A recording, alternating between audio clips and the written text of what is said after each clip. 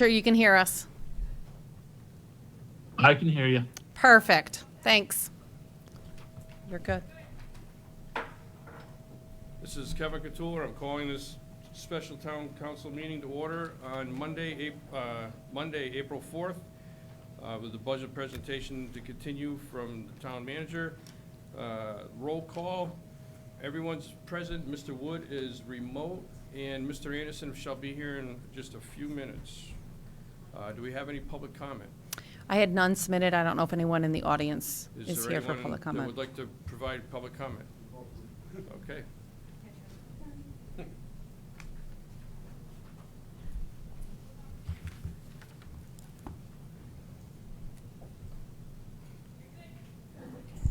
Michael Yuko, 20 John Street in Downson.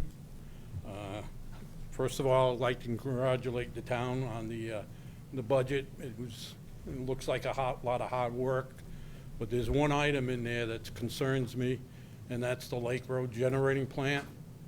I know the agreement was 20 years ago to bring them into the town, that we go into an agreement with them, but in the last and I know right now, it's in negotiation with, the town is in negotiation with Lake Road, but in the last 6 years, our budget, the town budget, has increased $8 million. Now, if you look at what Lake Road has paid in the last 6 years, they decreased by $130,000. Now, this also affects the Dayville Fire District, which I am vice president of, because our taxes are based on the mill rate, on the grand list, I'm sorry. So I'm feeling that, I'm hoping the town council takes into consideration when the proposal comes that it may be now time that the Lake Road generating plant pays their own fair share. And, you know, they got 20 years of less taxes than any other business in town, or the taxpayers. I'll pay my fair share as long as everybody pays their fair share. And right now, they haven't been. In the last 6 years, they're decreasing, and our budget's going up. So I'm paying more taxes than they are for the same, for the service that's provided. And I'm sure the other businesses are would like an agreement with the town as such, but I just like that to be taken into consideration with the town council, because once we vote on, you're going to ask the town to vote on the budget, and it's going to show $2,994,000. Well, maybe that's not right. I don't know when the town council was getting a chance. Hopefully before the town votes on it, but the town votes on it in May, and that's right around the corner. So just want that to be brought to the attention. Thank you. Thank you. And more additional public comment. My name's Frederick Jacoby. I'm the president of the Dayville Fire District. As Mike was saying, 20 years ago this all started. I was president back then myself. I signed the paperwork and that to put it into effect, that we would try to get the generating plant into our area for employment, to raise the taxes and that. And I was on the committee in that as president and that, and I had to sign all the paperwork and that for it. So I know it pretty well. And it was designed for the purpose that it was put into place, so that would give them the chance to get in here. They wouldn't have to pay the high rates now on their facility and that to start off. It was to kind of draw them into us rather than to someplace else. And just to let you know where that has all gone. Over the years, they have been getting this tax break, but we thought that when they came in too, that we might be able to get something out of it. That, well, unfortunately, everything that they do there, the generating of power, does not stay in Connecticut anyhow. They use our property. They put smog in the air and that from their turbines and all of that.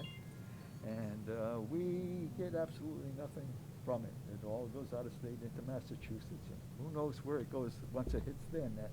So. But we are seriously considering not renewing our commitment with the power plant. It's more or less time for them to join the rest of the world and pay taxes on what they have. And how do we explain this to our other taxpayers if they find out about it and know about it? How do we explain to another corporation or an industry or even a local taxpayer why we are giving them a break at the generating plant and not giving a break to all the other taxpayers? Is it fair? It was fair enough to draw them in. It was 20 years we gave them of lower taxes. It's now for them time for them to step up and join the real world and pay some taxes. And the good thing about it is that if we do that and the town does it, the town can take taxes that they normally would not get, but if they don't sign the agreement for it, you can get that extra money and use it for any other project that you want to put into effect. You know, spread the money, spread the wealth. That's all. I hope you take that into consideration when it's time for you to do it. Okay, thanks very much. Thank you. Let the record show that Jason Anderson got here at 7:04. Yes. Is there any further public comment? Did we already go through public comment that was submitted online? There was none submitted. Okay. Thank you. Moving on in the agenda, the next item up is budget presentation.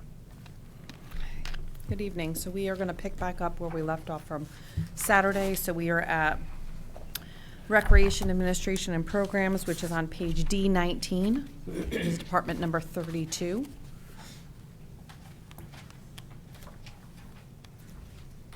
Let everyone get there. So this budget represents all of the recreation programming and all the programs, theater and event programs that the community center does. It does not include some of our larger community events because those are funded through fundraising, like our fireworks are strictly paid for by fundraising, by donations into that fundraising. However, this is all of our core programming that we provide, including day camp that happens during our summer camp program, Camp Wallaby, during the summer. The shift within personnel, we had some individuals that were considered permanent part-time. They were working less than 17 hours or less per week. They were shifted into the clerical position because we rearranged full-time staff. They went from a part-time person to a part-time person, and they moved one of the full-time people down to more of a half-time position. They picked up the other part-time person picked up some additional hours, so they kind of reshifted, and that pushed them all into the clerical category. So that's just the kind of that reconfiguration of that staff. The seasonal staff, that line item was reduced from the department column to reflect closer to what actual spend looks on a historical basis. The contractual services support, the increase of $4,000 is related directly to additional programs that they're looking to run, and those you'll note that the revenue up along the top, the revenue is we're anticipating about $6,000 more in revenue this year than in prior year. So overall, this budget has an increase of a little over $2,600. Does anybody have any questions on this budget? Yeah, on Saturday, we were talking about if we put the electronic sign, that would have to come under this budget? No, that would go under parks. We're not to that budget yet. This is recreation, not parks. Okay, I get maybe You are. Next budget is parks. Do we have so we have Bike Night, we have 4th of July. The Tomato Festival. How does that, like, this is what's from the mill rate, what we have here. Right. What, do we have a list of that and what those numbers are, what we get for revenue from those events? So those events, all of the donations are used to pay for the cost of those events. And those are done out of a special revenue fund because they are direct donations to the town. They are not funded through the mill rate or reflected within this budget. They are separate. So we can give you a separate accounting of the. That's in another budget where all those type of donations. It's a special revenue, so it's specifically that we receive the donations. When we receive a donation for like Bike Night, that fund, that money received is restricted to be used for Bike Night. We can't use it for another purpose. So it's managed within a special revenue fund. We can't use it to offset any of the other programs because it was donated to the town for the use of that specific event. And so that's how we have to track those donations by specific purpose. So the same would be with the 4th of July. Correct. fireworks, Correct. Okay, that came up a little bit. When we receive a donation, we have to honor what exactly the donation was for. So if it was for a specific event, we have to track that donation to the expenditures of that event. So in whatever in the budget, wherever it is, if someone makes a donation for a specific purpose, it goes into that special reserve. Right. And It- then you start a specific line item for that particular event. In that special revenue account, it does not come out of the budget. Correct. Tammy? To help you maybe understand a little, at Rec Commission meeting last week, they were talking about things like that, and, because the newer members that we just put on had questions, and, you know, do we need to, you know, bolster line items, and I had to explain that, you know, at the town side, you can go line by line, you can't do that at the Board of Ed side, but, Anthony was going over the fact that basically, all the fireworks are paid for by donations. They are. They're not supplemented by the town anymore. Bike night, bands are super expensive, and there's multiple bands, and then if we have state troopers you're paying for, those guys aren't cheap either, so. Right. So we monitor with our large community celebrations, pretty much all of our large community celebrations, the costs associated with them are done through fundraising. I will say that in the past several years, it has become more and more challenging to meet those fundraising goals because businesses, you're going to the same businesses over and over again, and businesses are cutting back on what their donation capacity is on an annual basis. So our fireworks display for this upcoming year is $15,000. You know, it's conceivable that we may run into a year that either we have to cut back on what that firework display looks like, or we come to the town council and we put it in as budgetary request. In years past, we used to have an event called Frostival. That was actually funded through the general fund, and at one point in time, it was in the recreation budget. We separated it. That was like a $25,000 It was. night. It was $25,000. We actually separated it completely out when we put it in civic cultural events in a subsequent budget. So that way the town council and the townspeople could make specific decisions around whether or not they wanted to continue to support that level of expenditure for a one-night event. One of the challenges we had with Frostival was it was right around the New Year's timeframe, and we had a lot of weather impact. And if you cancel because of snow, a lot of the times you still have to pay your bands and you still have to pay for fireworks even if you don't shoot them off because you're committed at that point. And there were a couple of years that we did run into that. So the town eventually segued out of that event, and that's really where Tomato Festival was born from. They moved it to a different time of the year when the weather was more predictable and more likely to actually be able to have the event happen in full force. So those are things that we always look at, but every community event, I know our recreation department does a lot of work with fundraising in order to be able to manage these large events, because without the fundraising, Bike Night and the Red, White, and Blue would not take place. I do have one question. The entry fee for bike night, does that go into donations? Yeah, so the entrance fee for bike night is used to offset the overall cost, and then because it is a donation, to pass through to the three entities that supply all of the volunteers. So those three entities provide the volunteer staff that is crucial for that night. Without the volunteer staff, again, we wouldn't have bike night. And so those three entities, they divvy the remaining amounts up to between those three.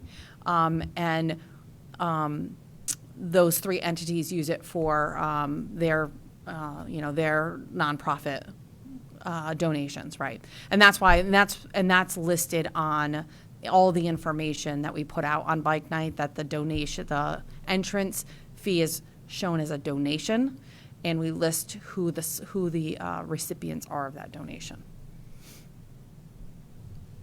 Thank you. Any other questions on recreation? Seeing none, we will move over to Parks and Grounds. This is the budget that we would talk about putting the sign in, okay? Well, I look at it as one. So, I know, You know, but we have all different ones. it's one page off. So, Parks and Grounds, this is the management and maintenance of all of our park spaces, active recreation spaces, and other grounds throughout the facility, including our town building outside grounds, right? So the library, the grounds at the library, the grounds here at the town hall, and then all of our parks. We did have a wage adjustment that we had to do with regards to our seasonal labor. That position had been historically paid just at minimum wage or slightly above minimum wage, and we were not able to maintain or even attract seasonal workers that were willing and able and capable to do it's a heavy lift over the summer to maintain our parks. It's not necessarily a simple task. So we I made the decision to bring those up to closer to market and what we have listed in our union contract for an equivalent position.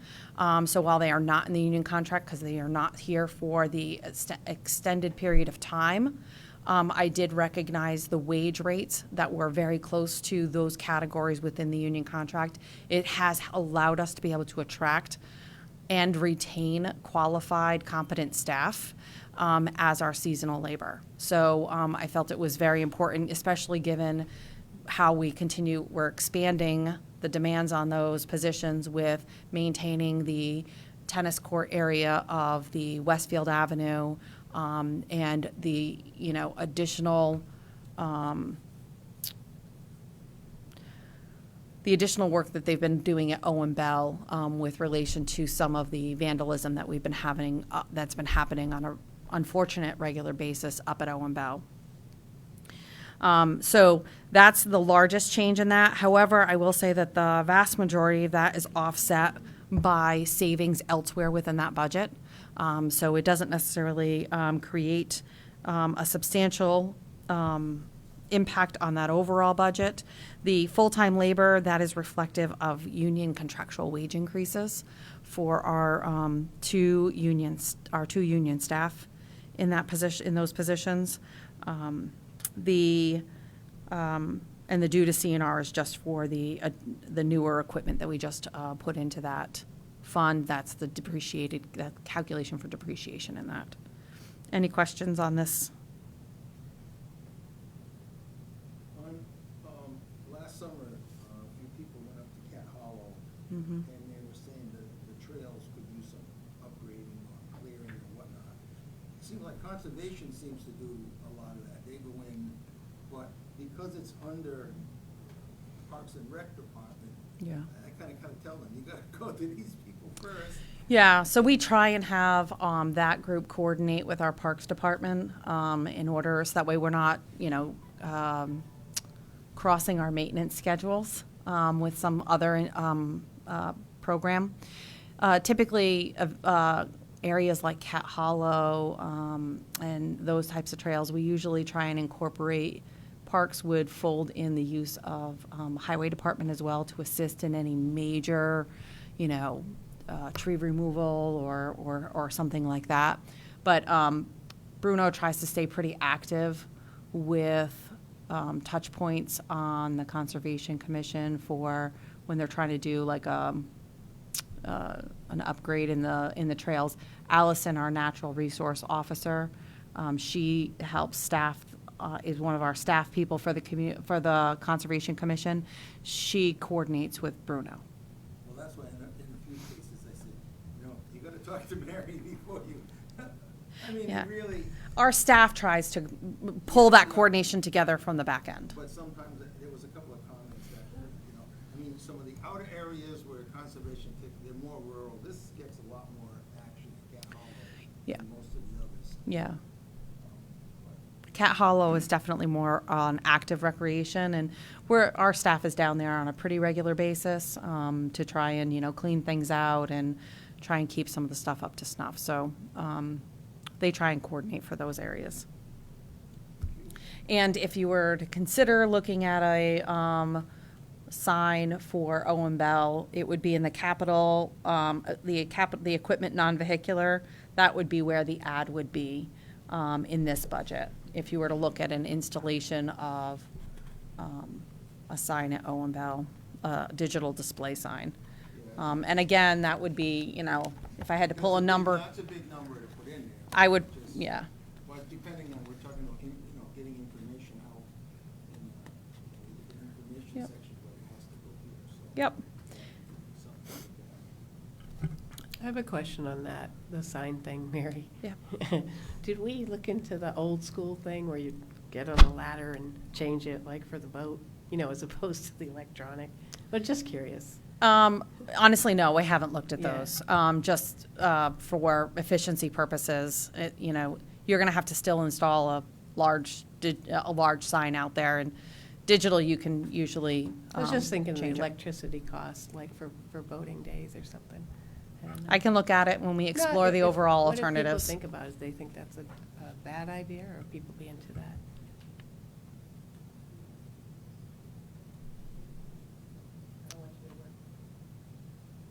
I'd be curious on what the cost of a sign out there.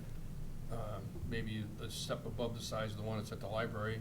A digital display? Yeah, only for the fact of, if it was bigger, the print could be bigger because we can't cram so much into at that busy intersection to make it readable and distract people. Just, Yep. Yeah, we did look at it. Tracy had given me the numbers from, I think it was about 2 years ago that they had explored it, the last time they had explored it, and it was about $15,000 then for the sign and then plus installation. So again, I would expect that number to be substantially higher 2 years later. There were some challenges, I believe, that they ran into around either running the electric or location.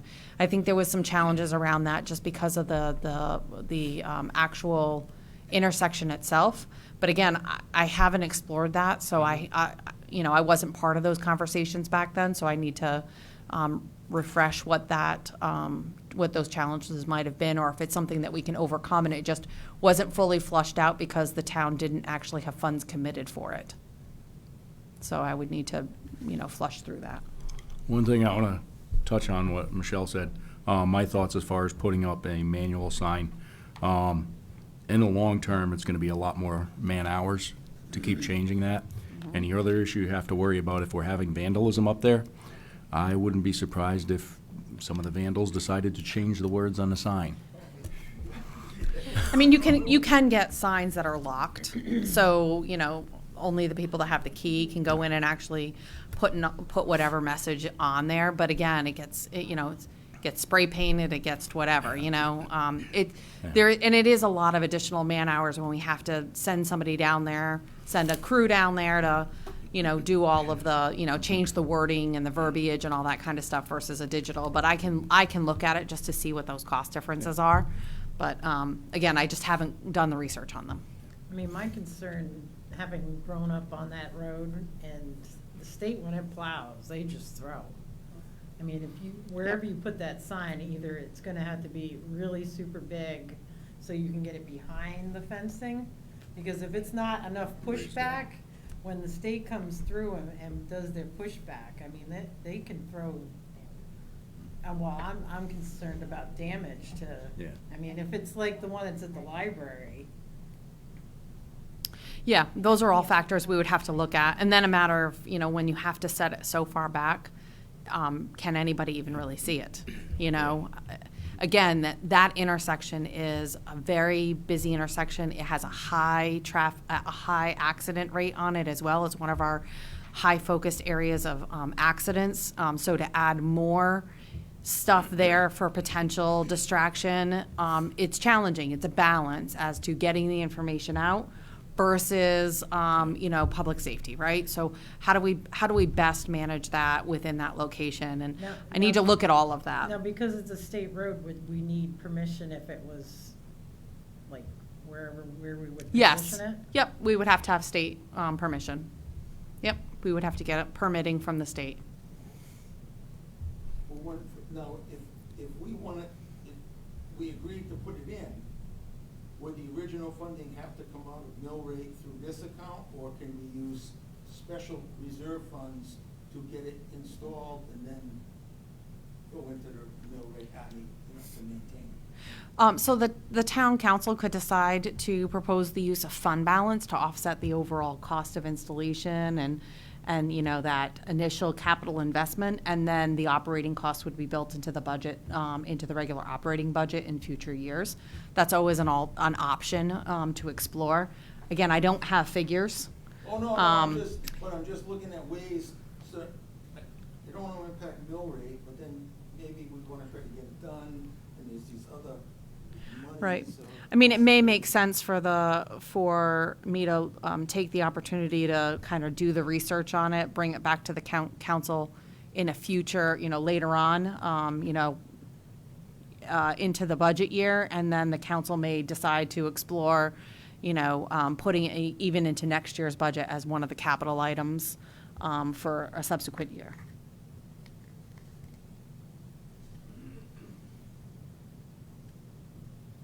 I mean, I realize that that's an added delay in time, but I just don't feel comfortable grabbing a number out of thin air. So I want to, and I'd also want to work through any potential challenges that intersection may pose, because the answer may be that's not a suitable location, and I wouldn't want to have funds committed for something that just ultimately couldn't go there. We may have to look at inside the park as an alternative, as opposed to outside the park, but I need to kind of flush through those things. Sure. That's why I got a team. Nope, because we've got it committed. Okay, all good with parks? Okay, we go to public library. Public library, we, in the personnel piece, we've had some reconfiguration. So one of the things that the library was looking at doing was trying to maintain consistency of available employees and be able to meet all of their hours of operation without running into staffing shortages. So in reconfiguration, we expanded the number of full-time positions, which really hasn't had any significant impact on the budget. It did reallocate and eliminate part-time positions, so we were able to, those new full-time positions, they are able to cover the Saturday hours and the evening hours on a more consistent basis than what they were struggling with part-time hours. So it's really worked out well for the library. Overall, there's a decrease to this budget, so we've been able to recognize some historical efficiencies in the various line items throughout. That's one of the things we always look to do is, historically, if we're performing better than budget, we look to achieve that and recognize that savings. The biggest one, obviously, is in electrical, so they did do LED upgrades within that facility, which is definitely showing that savings. And that's library. Any questions on library? Now, this doesn't include the potential decrease in library fines. So that would be in the revenue side, and when Okay. we went over on the revenue, it does not include that, so we're currently projecting revenue at $10,000 annually. Should the council decide to approve that modification to the policy, we would anticipate a reduction in that revenue by just under $2,000. The vast majority of the revenue from the library is generated by copies, faxes, other services, and then some smaller portion for lost or damaged books. All of that would remain in place. It's just for people that are returning their actual material late. That's the policy consideration that you guys will potentially be taking up next week. But again, the budget doesn't reflect that modification. Thank you. Mr. Whitehead. What is the cost difference in the Fringe from part-time to full-time? So it depends on what the individual takes for insurance, or if they take insurance at all. What's it cost us? So if they don't take any insurance, it doesn't really cost us much of anything except for the additional cost in employer taxes for full-time, right? So 7.65% based on their expanded hours of service, right? If they take a single individual's insurance policy, it's about $9,000 annually. 9,000? Yes. On the technical side, with COVID and all that, the library was closed and people couldn't get help with computer issues and whatnot. How is that playing in? Are we back Oh, at full staff? we've been back at full staff. So we were closed for COVID from middle of March of 2020. The library reopened in the beginning of June of 2020. We've never shut back down. Okay, just to see what that. We've been in full operation. They've actually transitioned, and they had transitioned at that point in time to start doing a lot of online programming. So story times, book clubs, a lot of that kind of stuff online and programming online. They've maintained all of that online programming as well. Even though they're back to full regular operations inside, they see a lot of people taking advantage of that online programming as well. They've recently, over the last probably 6 months, they've started doing podcasts. So you can check out podcasts. It's a nice little feature that they have. They call them Lit Talks. So yeah, they've really morphed as the demands have morphed. They when we originally closed down, they were doing curbside service where people could call, reserve books. They would pull them from the shelf, check them out, and then bring them in. They would come drive through and drop them into somebody's back seat or trunk. Somebody really still needs curbside, they'll accommodate it. So they've been incredibly flexible and very quick to pivot to meet the needs. Yep. And our tech person, he's been trying to do a lot of available resources virtually, as well as, he's always available at the library. He's one of our full-time staff members there to help somebody walk through. They have an issue with their phone, or they have an issue with their laptop, or they can't find something on the computer. He helps them. He does a good job. Just to highlight on this budget, with regards to knowledge and reference materials, you're going to see later on in one of our outside funds, there is a trust that the library is a beneficiary of, and a large portion of our books and knowledge and reference materials. So that's really like where they purchase all of the new books from, and all of the information that goes on our shelves are actually paid for out of that trust fund. And you'll see that later on when we get into the pink pages. But that fund pretty much covers the majority of that. One other question. Oh, that's what I want. Watching Channel 22 in between whatever, it's a month behind. And that's where I noticed it with the library. A lot of their programs, even the other day, we're talking about the beginning of March, and we're already into April, so those programs are done. Some have a Okay. period from January through March, so I can understand that. But something is happening in a specific month, and it's almost 3 weeks I'll have to check Channel 22. I haven't looked at it recently, so I'll double check to make sure when they're upgrading and updating that. It says call the Board of Ed and Channel 22. I said, I don't know if I want to do that, but I was always going to get on and say, wait a minute. I'll check and see. Can you just make Oh, note of and that? the other thing with Channel, it says Atlantic Broadband, and that hasn't been Atlantic Broadband for months. That's not us. That's actually Breeze Line. That's them. They haven't changed it on their public service stations. Oh, okay. I don't get to change that tagline. I don't know what, I just saw, I noticed that today. That's up to them to do that. Whoa, that's weird. I write the checks to Yeah, it Breeze was. Line, but, Yep. okay. Any other questions?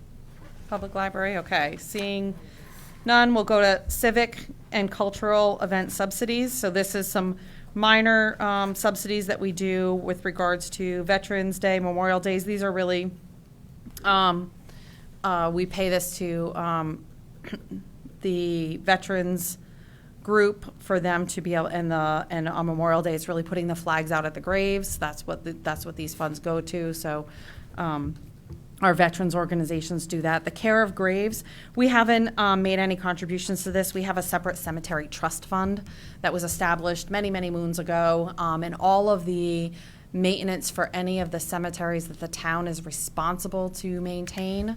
Not every cemetery in town is the town's responsibility. We utilize the cemetery trust fund to pay for those costs. So we don't have to build anything into the budget. Any questions on civic and cultural? Community center. Community center is the community center. So this is our building, right? This is our building. So I would love to say that it kind of is. So this is our hope and a prayer that we're not going to have anything major happen during the next year. And I will say, so this outlines the anticipated operational cost for that facility for the upcoming year. Clearly, it does not anticipate any major or unforeseen emergency. Any of that would, we would have to manage out of contingency. But this keeps us functioning for the next year. And really, no major changes in that. We did have a decrease in electrical, just in savings. We've over the years, our building maintainer has changed out a lot of the fixtures to LED where he's able to do that, and that's where we get those savings from. And that's where Matt keeps chipping away at that. But likewise, the counterbalance to that is natural gas is up. So that kind of balances off that saving. So, and it depends on, for us, it really depends on how cold the winter really is, because it's just not a very efficient building. So it has a lot of heat loss. Any questions on community center? Well, what do you put in the contingency account to cover it, to hope if things go awry here? Is there a number that you sort of add to the contingency number that? So when we get to contingency, we have proposed to level fund contingency from the same as prior fiscal years. So that way, if we have an unforeseen emergency, that is the we had, and I want to say we're at 250, right? $250,000 is what the town has historically funded contingency at, and that manages anything from a really severe winter and periods when we have to shovel snow from roofs to a major furnace malfunction, and we have to, call an emergency repair on one of the furnaces. So if the contingency fund isn't sufficient to be able to manage that, we come to the council for a supplemental appropriation. Well, that's what I was getting at, because that building is. And there's not no way even to plan. Band-Aid, not even Band-Aid. But there's no way to plan for that. Oh, I know, but, well. And so I really feel that budgeting $250,000 in contingency to manage any of these unforeseens is That's throughout a the sufficient, town. right, but it's, That's what I mean, that's. I believe that's sufficient. I think that, historically, we've been able to manage within those parameters, unless there's something catastrophic. The year that we had to clear snow from all of the town roofs and, the school was clearing it from their roofs, those were major expenses. we did have to come to the town council for additional, for additional funding. But those were emergency measures, and we had to get it done in sufficient time. But the vast majority, we can figure out how to work with it within what we have. We're not looking at we would be looking at repairs, not major capital improvements, right? So over there, we're strictly looking at baseline repairs to keep the building operational for the next couple of years until we get over to Westfield, right? That's the goal. So it really isn't about, hopefully, I want to knock on wood. It's not about like replacing whole heating systems, right? It's about managing with what we can get, right? The biggest problem is they can't get the parts. Knock on wood. Yeah. Yeah. So that can be a challenge, right? And does it mean that there may be spaces that they can't utilize to full capacity because of that? It's possible that, we may not be able to utilize some of the spaces during certain times of the year because of that, as we go along. But, this budget right here will keep the building operational to the point that it's operational right now, and we will manage what the future may have in store for us. I mean, the last rec meeting we had on the first floor by the office, because the room on the second floor where they usually meet for rec commission, the windows were so drafty and it was so cold on that particular day that they closed the door and. Yep, you couldn't be there. We couldn't be there. Yes. We're downstairs. Right. And they've been shifting programs around now for quite some time into different rooms because of heat or cold or what have you. That's, Anthony's just hoping the air conditioner makes it another summer so they Agreed. get through use the auditorium the way they do, so. agreed, yes. We are hopeful. I do have one question. You had mentioned LED upgrades. Are we continuing to do any kind of energy efficiency work over there, or are we just, okay? Not really. All right. We're maintaining at this point. It doesn't make sense to make investments in that building, because likely, whoever comes in, they're gonna probably gut out pretty much everything in there anyway. So really, we're looking at maintaining, right? We're not really looking at doing upgrades or improvements. Okay. Thank you. Any other questions on community center? We will move over to the next department, other town buildings. So this really now is the budget for us to maintain the Bugby building. So this is the building that the Historical Society occupies. They essentially lease it from the town. The town has to maintain the building itself. So the HVAC system, we did just go out to bid on that. And so that's the predominant change, is the cost in those HVAC services. We had done an upgrade to those HVAC services. So this current year is the first full year of those full maintenance costs.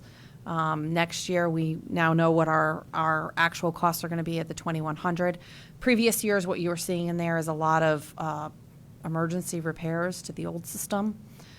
So with that, that's the big change on this one. We did drop down the repair and maintenance supplies simply because historically we haven't been spending as much in actual repair and maintenance supplies. Usually when we have to do a repair over there, it's usually a contractual service, is really where it's been. Any question on this one? Okay. Next department is building safety and inspection. This is our building and fire marshal office. So this department, in the personnel lines, they are reflecting the contractual wage increase, but also in prior years, and it was noted in the previous year's budget, that we were, the stipend that we were paying for our emergency management director, who is also our fire marshal, was $20,000 annually. That was based on a salary survey and an evaluation that I did across EMDs that were part-time, in population sizes similar to Killingly. Our fire marshal spends a lot of time outside of fire marshal services performing as an emergency management director. Actually, he's just been recognized and is getting an Emergency Management Director of the Year award. That this group, you'll be seeing that next, we'll be doing that award next week. And he has more than earned that. He has dedicated a lot of hours to Killingly, but a lot of hours to the northeast corner, and has been coordinated as a regional hub for this area for numerous distributions. So we were previously able to fund that under grant funds. Those grant funds are no longer available. We're putting that into the operational budget. And again, it's, you know, many long hours that he spends, and those hours aren't going away, you know. I think we have at least 2 or 3 emergency management meetings a week almost at this point. So that's the big change within this budget. The other ones are operational efficiencies. The increase that comes with knowledge and reference, the state is changing the building code, and the new books are coming out, and so they have to buy the new books that are coming out for the state building code. They don't, and so this is the cost of replacing the set of building code books. So they're going to need to have that reference materials. They were hoping to be able to split it between 2 years, purchase some and then purchase the rest, but the state isn't getting them out soon enough. So they won't likely come out until sometime in October. So they'll have to buy the full set in the 1 year. So, bless you. Any questions on building and safety inspections? Seeing none, we're going to go to the next one, which is animal control. So animal control, this is the fee that we pay to NECOG to operate our animal control services. It is a per capita fee, so this is the fee straight from NECOG's budget that they send to us. The operating supplies are dog licenses.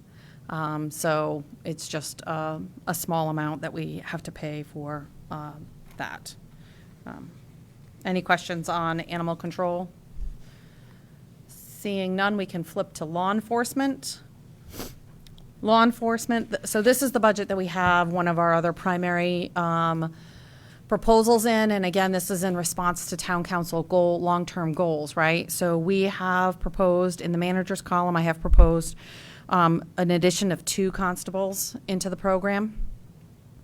That would bring our complement up to 8 full-time law enforcement officers and 2 resident state troopers. And in here is also 1 part-time administrative assistant that we currently have on staff as 1 part-time administrative assistant. I will say that so the cost that you have in here, the $141,000, is reflective of the adding of those officers. However, the outfitting of the equipment, the bulletproof vests, the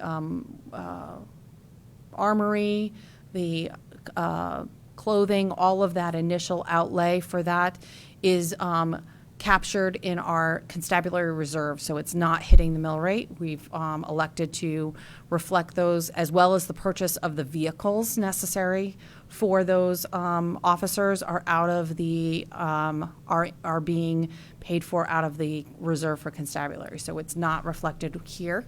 All that is reflected here is the 2 additional salary pieces. The fringe benefit piece is reflected when we get later on into the insurance budgets, and the fringe benefit piece, you're going to see those increases in there. But I just wanted you to be aware that the other remaining pieces of the outfitting, I will say that the vehicles being paid for out of the reserve, the vehicles, they currently are having a almost 6-month lead time on them. So we have placed a purchase order out to get in queue. Without that, we would potentially hire police officers and not have vehicles for them to operate. So we have placed an order for those vehicles, so we can be in queue for those. Just so everyone is aware that that has taken place. Any questions on, and so everyone is also cognizant, at the bottom of that page, it reflects the amount of revenue that we anticipate receiving from the Board of Education, offsetting the cost of the SRO for the program. So the Board of Education reimburses the town the SRO costs, and they reimburse the full cost, so fringe benefit, everything. That $84,000 is all included, and it is for about 10 months of the year. So the SRO, when they are on vacation or when they are on summer break, flips over to patrol, and he does do pickup patrol here. So the year that they were hybrid or going remote off and on, he kept flipping over to patrol. So that way, during the summer months, we have an extra active on officer before he flips back over to SRO. Just got one question. When the SRO takes a PTO, do we have another officer fill in so that way they're staffing? No, we do not. Okay. We do not. We don't rotate in a different SRO. Okay. Thank you. Mr. Grondelski. With the training and equipment, are we seeing additional costs from mandates from, there's been all kinds of stuff going on, and Yeah. the police need this and that, and I don't know what's coming down the pike, but Yeah. maybe what's the trend? So for training, yes, we are seeing, we're anticipating to see more costs around training. I will say that those costs haven't yet come to fruition because Post still has to get qualified trainers in order to provide the training. And then we can actually start incurring those training costs, right? Post does also do a fair amount of training for free for Post members, which we are a member of Post, right? So not all of their programs have a cost associated with them, but some do. So we are starting to see some of that training is starting to kind of formalize, and Post is starting to come up with curriculum and trainers in order to be able to develop that and roll it out. It's taken Post a little bit of time to kind of pull all of that together because, again, they didn't have any of that prior to this legislation, and it's taken time for them to be able to develop what does that really look like. So we are anticipating to see more costs around training as those training programs develop and become available around. As with every training program, whenever we have the possibility of hosting a training program, usually that lessens the cost for the host community that's hosting a regional training. So we would look to be able to try and be a host community for some of that training. But, likely the initial pass-through is going to be everybody's, each department is likely going to need to have individualized training only so that way they can rotate all of their staff through that training, right? So it's a lot of departments to get through. But yes, we're expecting to see that. One of the other costs that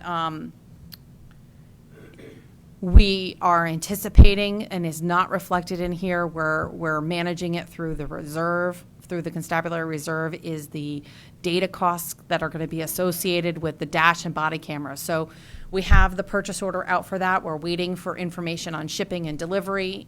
They then have to go through training because they all have to be certified for that. As a law enforcement officer, you have to be certified to ride your bike. You have to go through training, and you have to be certified to ride the bike. So there's training for every single component, every single piece that they have. So they will have to go through training on the dash and body cameras. I am been in conversations with the state and how the procedure will be as far as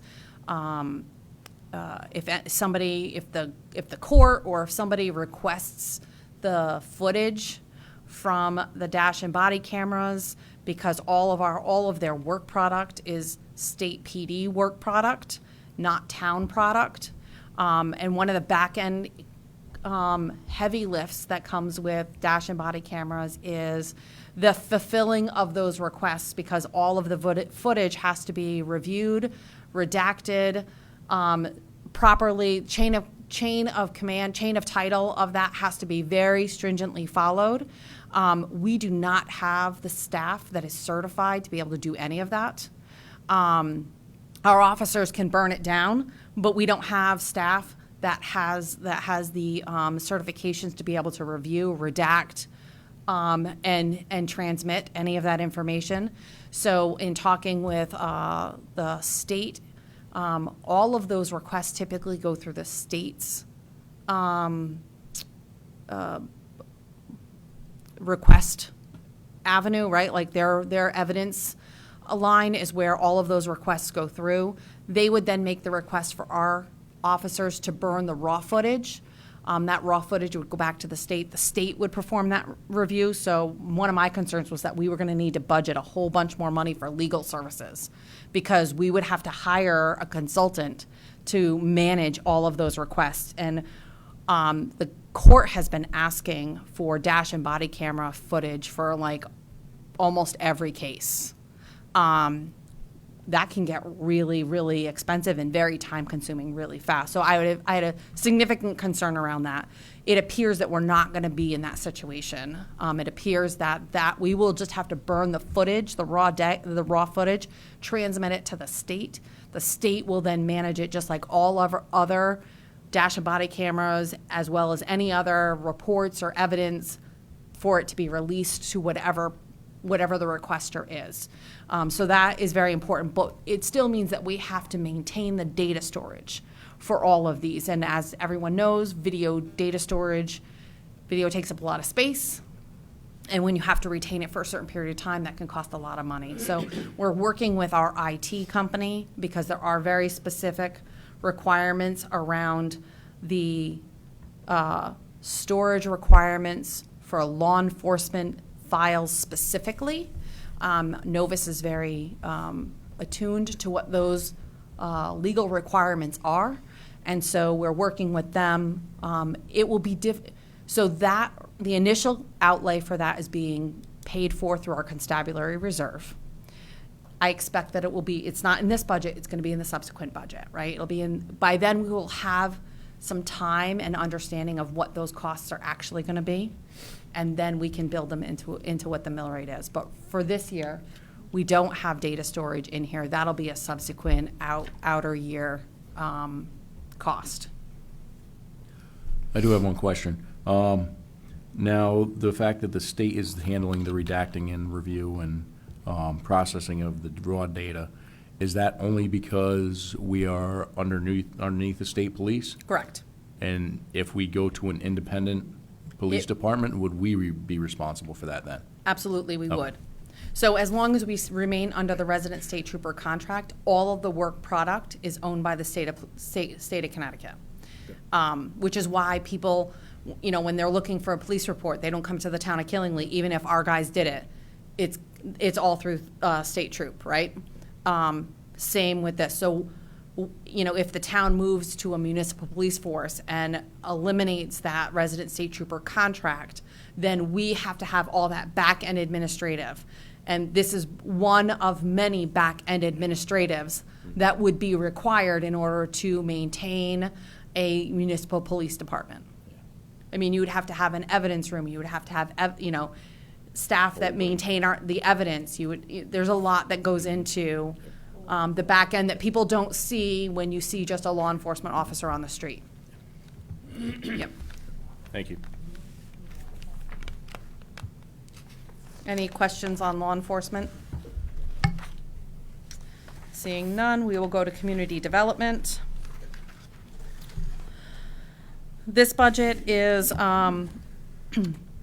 so this department manages all of our small cities grants, our housing rehabs, all of those other grant opportunities that relate to, works with the housing authority on their, on administering their grants that they are awarded. It also staffs the Permanent Building Commission. So in the Permanent Building Commission, they currently have 2 large capital projects that are underway. This staffs that as well. So currently, right now, we do have a vacancy in the project coordinator position that, as we discussed when we were going through the town manager's budget, we've realigned that a little bit. So we will be looking to advertise for a more of an administrative project coordinator and less of a grant writing position. So that way it can focus more on those administrative tasks, assisting with agenda building, packet compilation, that type of work. The rest of this is, there's reductions really throughout this entire budget, but a lot of these are historical. Many of these items we are able to recoup in grant administration costs. So as she administers these grants, we can pull a certain percentage out of the grant for administration and reimburse the town for those costs. And so we do that on a regular basis. Anybody have any questions on this one?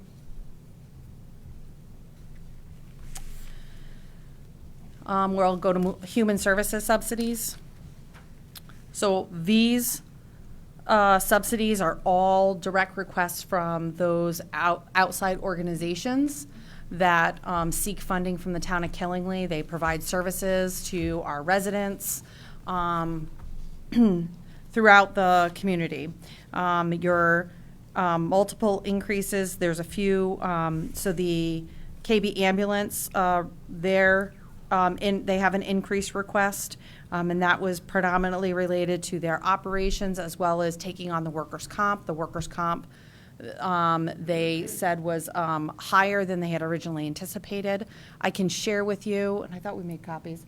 We have copies of their request letter, so if you want to read that request letter so you can have a better, fuller understanding of what that request is, we've made a copy of that request letter. The District Department of Health was another one that had a higher request, and that theirs is based on per capita. So it's based on our population, but their increase in request, they've requested their increase is all of the towns got this increase, and they did a significant market adjustment on wages because they were really struggling with retaining employees, and so they had recognized that their pay rates were substantially below market, and so they did a pretty significant shift in that market change in their wages, and that has been now, that comes into play with the per capita adjustment. The paramedic intercept one, that is strictly by call volume, and Jen looked at the historical call volume to see, how much we were actually having in calls, and our calls have been increasing in volume, so that's just straight out call volume. The 911 emergency dispatch, that's a per capita as well. They have had some different upgrades throughout the year, and theirs is a per capita fee. That's the QV dispatch. And we have the request letters for all of these, so if anybody wants to see, I didn't include them in the budget book. They get to be fairly thick and voluminous. Anybody wants any of those, feel free. We will make copies of them for you, so that way you can review all of the requests. I did have Jen make the copies of these too, because they were the highest additional asks, so that way you could review them specifically. Would you be able to email them to us? Would that be easier rather than having to print copies and get them to us? Probably scan them. Yeah, we get them all in paper copy. We can Okay. probably scan them and send them to you. Yeah, I think that might be a little bit easier rather than printing out copies for everybody. Now, do you know, because I glanced through it real quick, do you know, because I know originally NDDH had the lowest per capita in the state. I don't know if they still are. I haven't looked at that. There was an item in the paper today on the legal notices for them about a public hearing on raising their rates. That was in today's paper. On the adult education, could you explain what that involves? That's just strictly a pass-through. So the state of Connecticut, the town receives funding from the state of Connecticut for adult education. We budget the exact same expenditure to go out to for adult education. It's EastCon's adult education program. If the expenses exceed that, the Board of Education pays for it out of their budget. Oh, so that's for a Board of Education? The Board of Education would pay any additional expense for adult education. Pretty much that. This matches the revenue. Okay. That's in the revenue. This number matches exactly what's in the revenue that we receive from the state for adult education. Do we have contracts with any of these people that have the increases? Have increases. Well, you just I'm went gonna over say with that the we have been, ambulance service, so we are members of them, which doesn't necessarily mean that we have operating contracts. I can go back and look. The town has been members of these organizations for many, many, many, many, many moons. And I don't know what we would have for that historical documents of them joining the membership. The way to, if you didn't want to pay NDDH, you would have to actually hire your own Right. health director that would have to provide the 10 essential health services, which. Correct. We would have to hire more than just which- one person. Yeah, which would probably be way more than the NDDH line, more than likely. Right, so so let's take NDDH for an example. So the town there's a request for $133,000.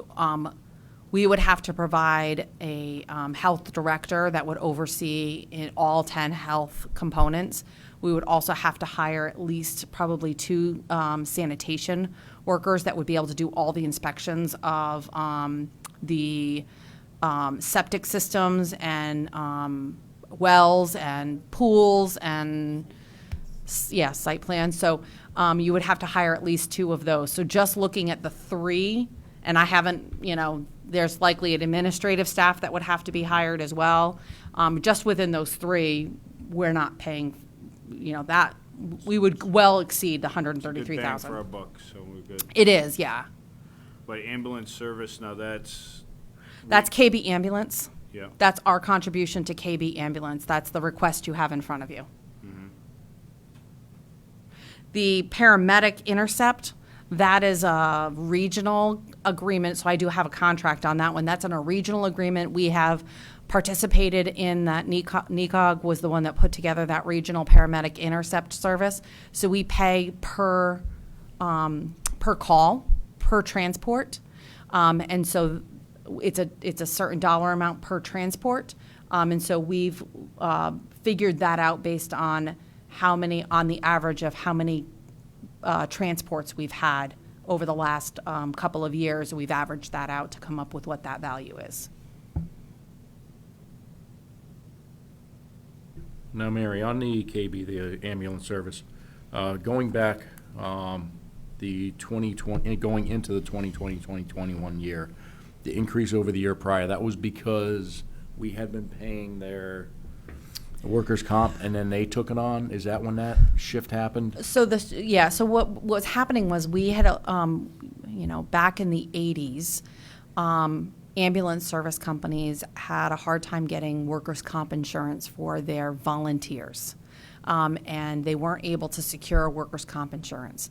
So the towns allowed them to join our policies. So while they were not town employees and they were not affiliated with the town, they were on our workers' comp policy. And as time has progressed, it shifted from volunteers to employees.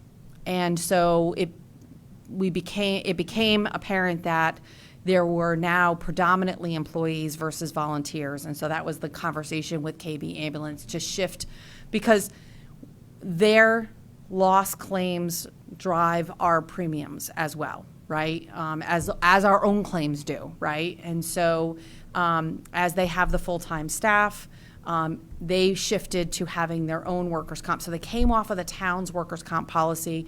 They procured their own workers' comp policy, and that was recognizing, so the increase was to offset Killingly's proportional share of that additional cost that they were going to incur for workers' compensation policy, right? So it was based on Killingly's proportional share of that was 100% of the workers' comp policy, but Killingly's proportional share. And that's when that's what that shift is. And now the next shift is relation to an increase in that workers' compensation and then in general operational costs. So that's the letter that we received from KB Ambulance requesting the additional 41,000. So that service, what do we get for that service? So it's just, basically, they're just gonna service our town, and that's our portion of that? I mean, what No. service are we getting out of them? Because, I mean, We have an when they go on an ambulance. ambulance call, they get paid, right? So I'm just Right, curious. but so at the same time, though, if they get called out and the person decides not to transport, they decline medical services, they don't get paid. And so they have operational costs around that. And so this is a request to help offset those costs. They must request them supplement from other local towns that they serve also, I'm guessing, like, Yes, they do. Okay. Pomfret pays, I think they have Union and Hamden. Is it Union? No, Hampton and Pomfret, Hampton, and there's a third one up there. I don't remember all of the towns. They have a number of towns that they are so it's not only servicing. from us, they're It's getting not, it from right. other, okay, thank you. No, but this is just to transport people, but the fire districts still do the initial call on these. It depends. It depends. Not always does the fire district get called out, but the fire district and police get called out to most of these. So, okay, so if the fire district, well, who does the call out? How does that happen? QV dispatch does the They call out. evaluate the situation on QV does the phone, call out, And then they will right. dispatch the. Based on the criteria, they dispatch. So it's QV that does the dispatch. Yeah, currently, if there's like a cardiac arrest in Danielson or South Killenly, they back each other up, Mhm. so.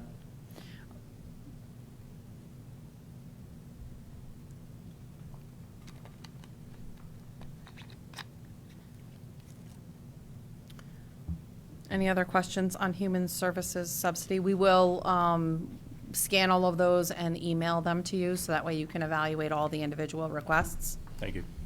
Okay. One other question. The Eastern Connecticut Conservation District, what is the benefit? What do we get? What do they provide us? It's only $2,000. Yeah. Uh-huh. What do they Soil. do? Soil testing? That's the one that used to be in '09, that got moved here. Or if someone wants a soil sample, we go there, but. there's Let me no- double check. I don't know that I know it off the top of my head right at the moment. Let me get back to you on that. I don't want to give you wrong information, and I just don't have it populating in my Doesn't seem a lot of brain. them out, but, yeah. I'm not, I have two different ones twisting around in my head, and I don't want to give you the wrong one. So let me give you the correct information, so I'll have to look that up and get it to you. Do they charge for like the 4th of July fireworks, Tomato Fest? No. They don't charge, so that's. Correct. That's part of it. That could be costly. Yes, they staff all of those major events. We get an ambulance dedicated to the actual event with a full staff. Football games and stuff like that as well, right? Yep. Yeah, and they don't charge for that? No. The 31,000 for transit district, that's a per capita? That's a per capita? Yes. That's based on the Federal Transit Authority's per capita calculation that they have to use, yeah. It's like the animal control. Yes, it's per capita. Any other questions on human services? All right, next one is employee benefits. So this is the accumulation of all the employee benefits that we are paying for our various employees, and it's dictated by union contracts and just in general employee benefit packages. So the health insurance, the increase, the $42,000 increase, that is reflecting $10,000 for each of the 3 proposed new positions, the 2 police department positions, the 1 building maintainer position. That's $30,000. The remaining portion of that is just the market increase. We are anticipating about a $12,000 additional cost based on our experience and our rating. So Town is we have what's called a self-insured fund, which means we pay for claims when claims happen, and we pay an administrative fee to Anthem Blue Cross Blue Shield to administer our claims and our policies. I will say that fund is healthy, so we have been able to minimize high fluctuations of premiums and impacts to not just the employees, but also to the town itself. So while many policies are across the state and across the country are seeing 12 and 15% increases, we are not in that boat because we, number one, we are self-funded, which means we don't pay the additional taxes on what's considered fully insured, full premium pay. And also, we're able to smooth out those effects because we do pay directly the claims when they occur. So we've been very fortunate with that. The other components, the employer taxes. So the employer taxes, that $38,000 is not just the increase for those 3 positions. And looking at the overall evaluation, we were underfunded in the current year for employer taxes. We need to make that corrective action. I wish I had a good explanation as to why. They run numbers all day long, and sometimes you put a wrong number in. It happens. We also had a lot of seasonal staff that That's didn't true. work during the pandemic, so I think when we did last year's estimate, there had a few categories that we didn't put back in. So if we look at a fully staffed, full capacity, the actual calculation comes out to that. Plus, we also had a number of minimum wage increases over the last couple of years, That so we too. phased that in. And I don't know that got reflected in payroll taxes as a whole because we were seeing savings in the category overall. So this will be full, this reflects the full employer tax calculation for all wages that are reflected within the budget across all categories, including the 3 additional positions that we're proposing. And then the adjustment with the shift within the pension program, while that does also reflect, we fund typically a defined contribution plan, which is like a 401k for those that are out in the corporate land. And we fund it at 6% as a matching, provided the employee is putting in 3%. But what we have seen is that we have had a number of employees, existing employees, shift from the defined benefit plan, which is the town pension, to the defined contribution plan.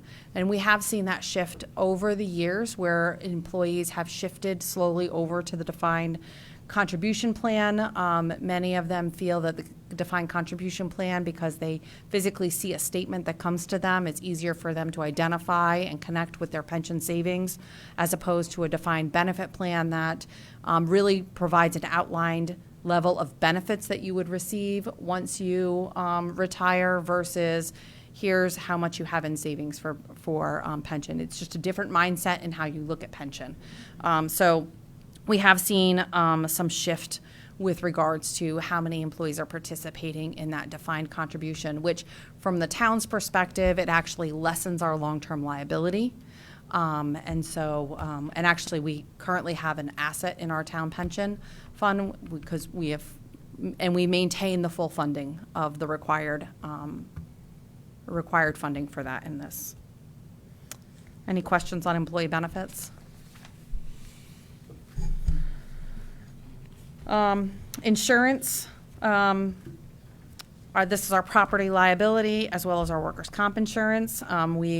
This is reflecting what we will be seeing for just increases based on our exposures, which means on any new equipments or new modifications that we've done to any of our facilities, as well as based on our claims history. So this is just what we've been given by KERMA. So KERMA is our insurance carrier. The self-insured losses, we maintain a self-insured fund that manages any deductibles that the town may have around an insurance claim.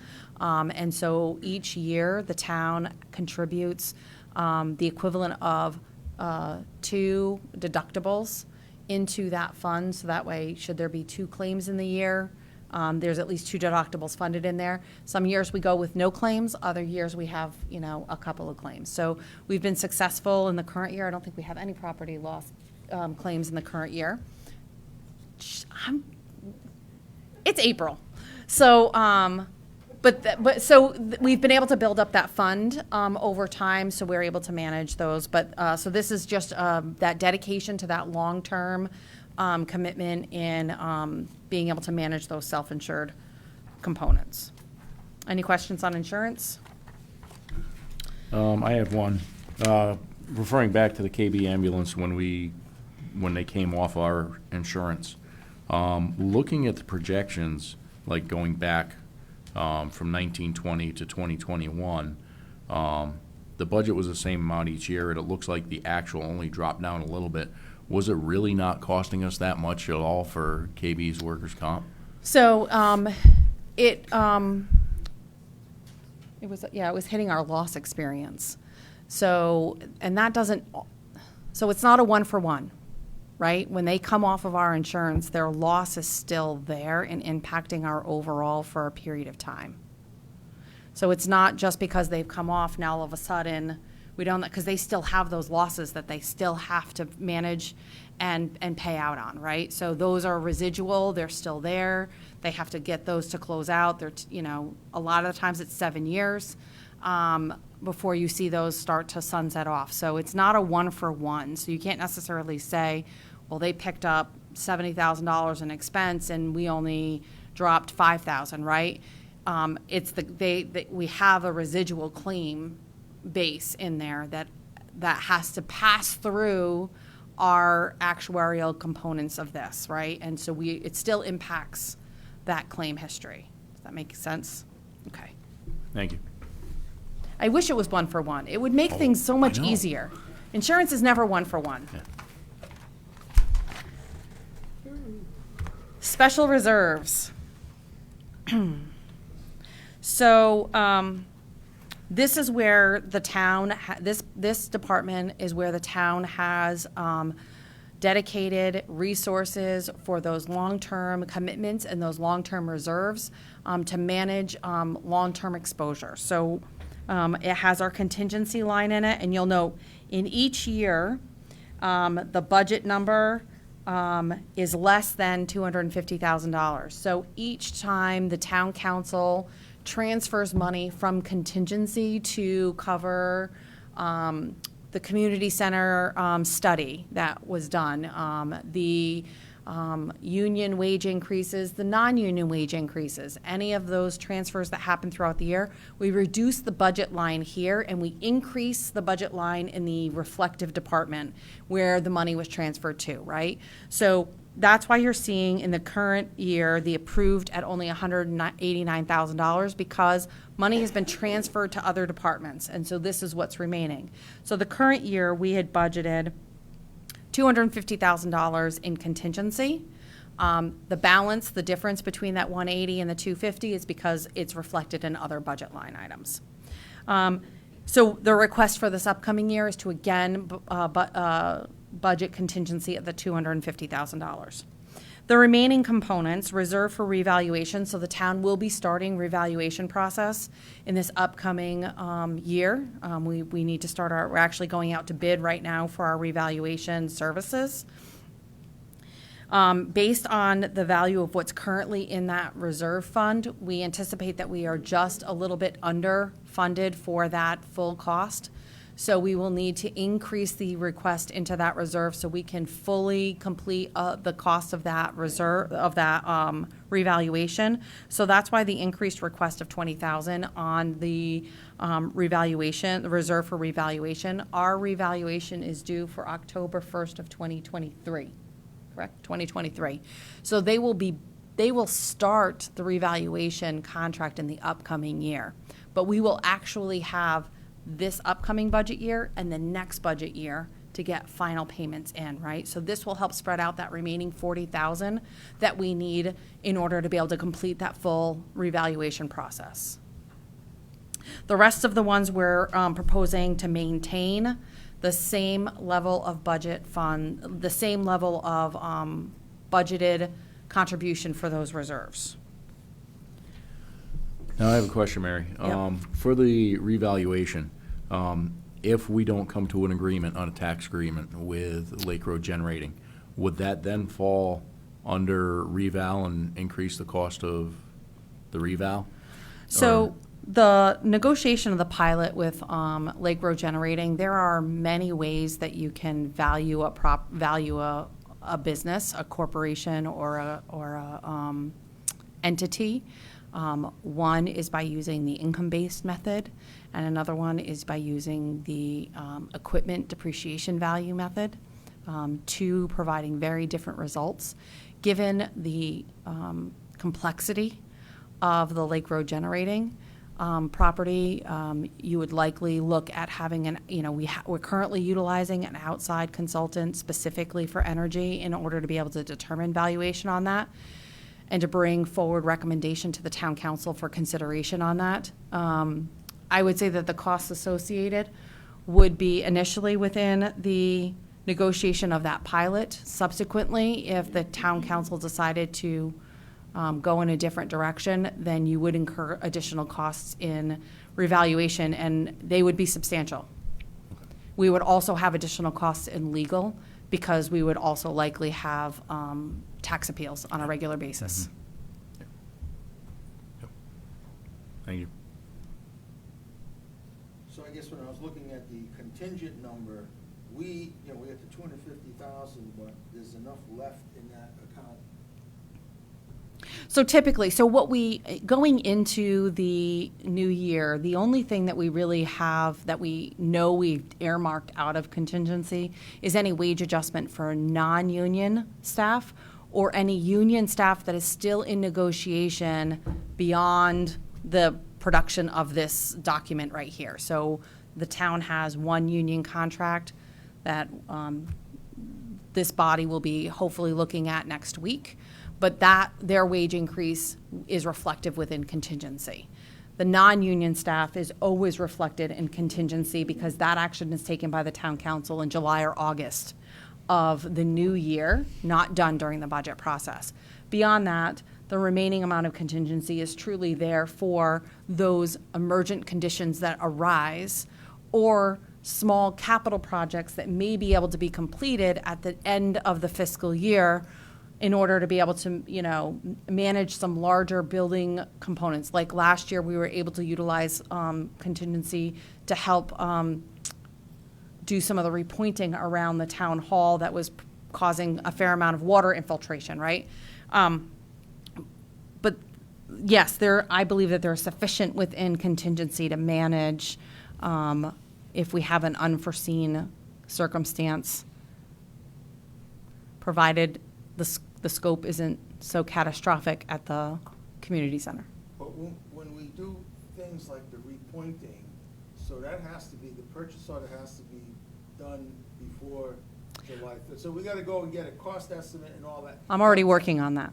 Yeah, I know, but I'm just So, saying that. so whenever we come to the year end, so once we get past, and this is a historical view of management, right? So this is historically how Killingly has viewed and looked at the managing. So once the budget is approved, I, as the town manager, have management authority over the budget.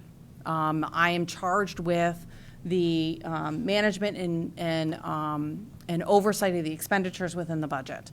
When it comes to, and the contingency fund in Killingly has typically been used for those emergent things that occur throughout the year that are unforeseen. That's why we have a contingency account, and including most specifically winter maintenance, right? So historically, when we start getting past the bulk of the winter, we really start to evaluate what is remaining in the contingency fund. Not that we're looking to expend it all, because we're not, but we look at what are the growing, rising, or most emergent capital or large infrastructure needs on any of the buildings. We have all old buildings. And not every, we don't necessarily budget. The town hall has never been repointed, or at least in nobody's current knowledge or history. And I have employees here that have been here for 45 years, and they don't recall the town hall ever being repointed. At some point, the building has to be done, right? And so we were able to take it by sections. It makes it, the funds have already been allocated for use. It eliminates having to request a significant increase in a mill rate by being able to take these projects in smaller pieces and being able to accomplish them and try and maintain our facilities. So we look at smaller projects like that. So I begin looking at what's the list? What's the most emergent list among our buildings and among our properties as to what needs to be addressed? And we start to plan through that. What can we actually get accomplished? What's the pricing around that? Is it something that's feasible to be done through contingency? Are we reasonably assured that we're not going to have a new emergent issue that's going to arise in this period of time? So we really look to explore those options and then start making decisions on those really towards the end of May. I mean, we don't make those decisions now. We really look towards the end of May, beginning of June, so then we know we really are actually not going to run into an issue. And then we start pulling triggers on these. So that's historically how we have managed those. And I will say there's been plenty of times that we have not fully expended what we had in remaining in contingency. We're not looking to try and expend the full amount, but to rather get through those pressing emergent issues that Well, we wanna otherwise. make sure there's money left in case something comes up the last day of the year. Absolutely. I don't wanna spend it all out, but we have something there so Right. that it gets us going and allows things to happen. But like you're saying, you're starting to look at some of them now Mm-hmm. so that we have a sort of a shovel-ready project Yes. ready to go, so a purchase order is easily written Yep, in June when we know that we have a good amount left over. yep. That's what we look to get done.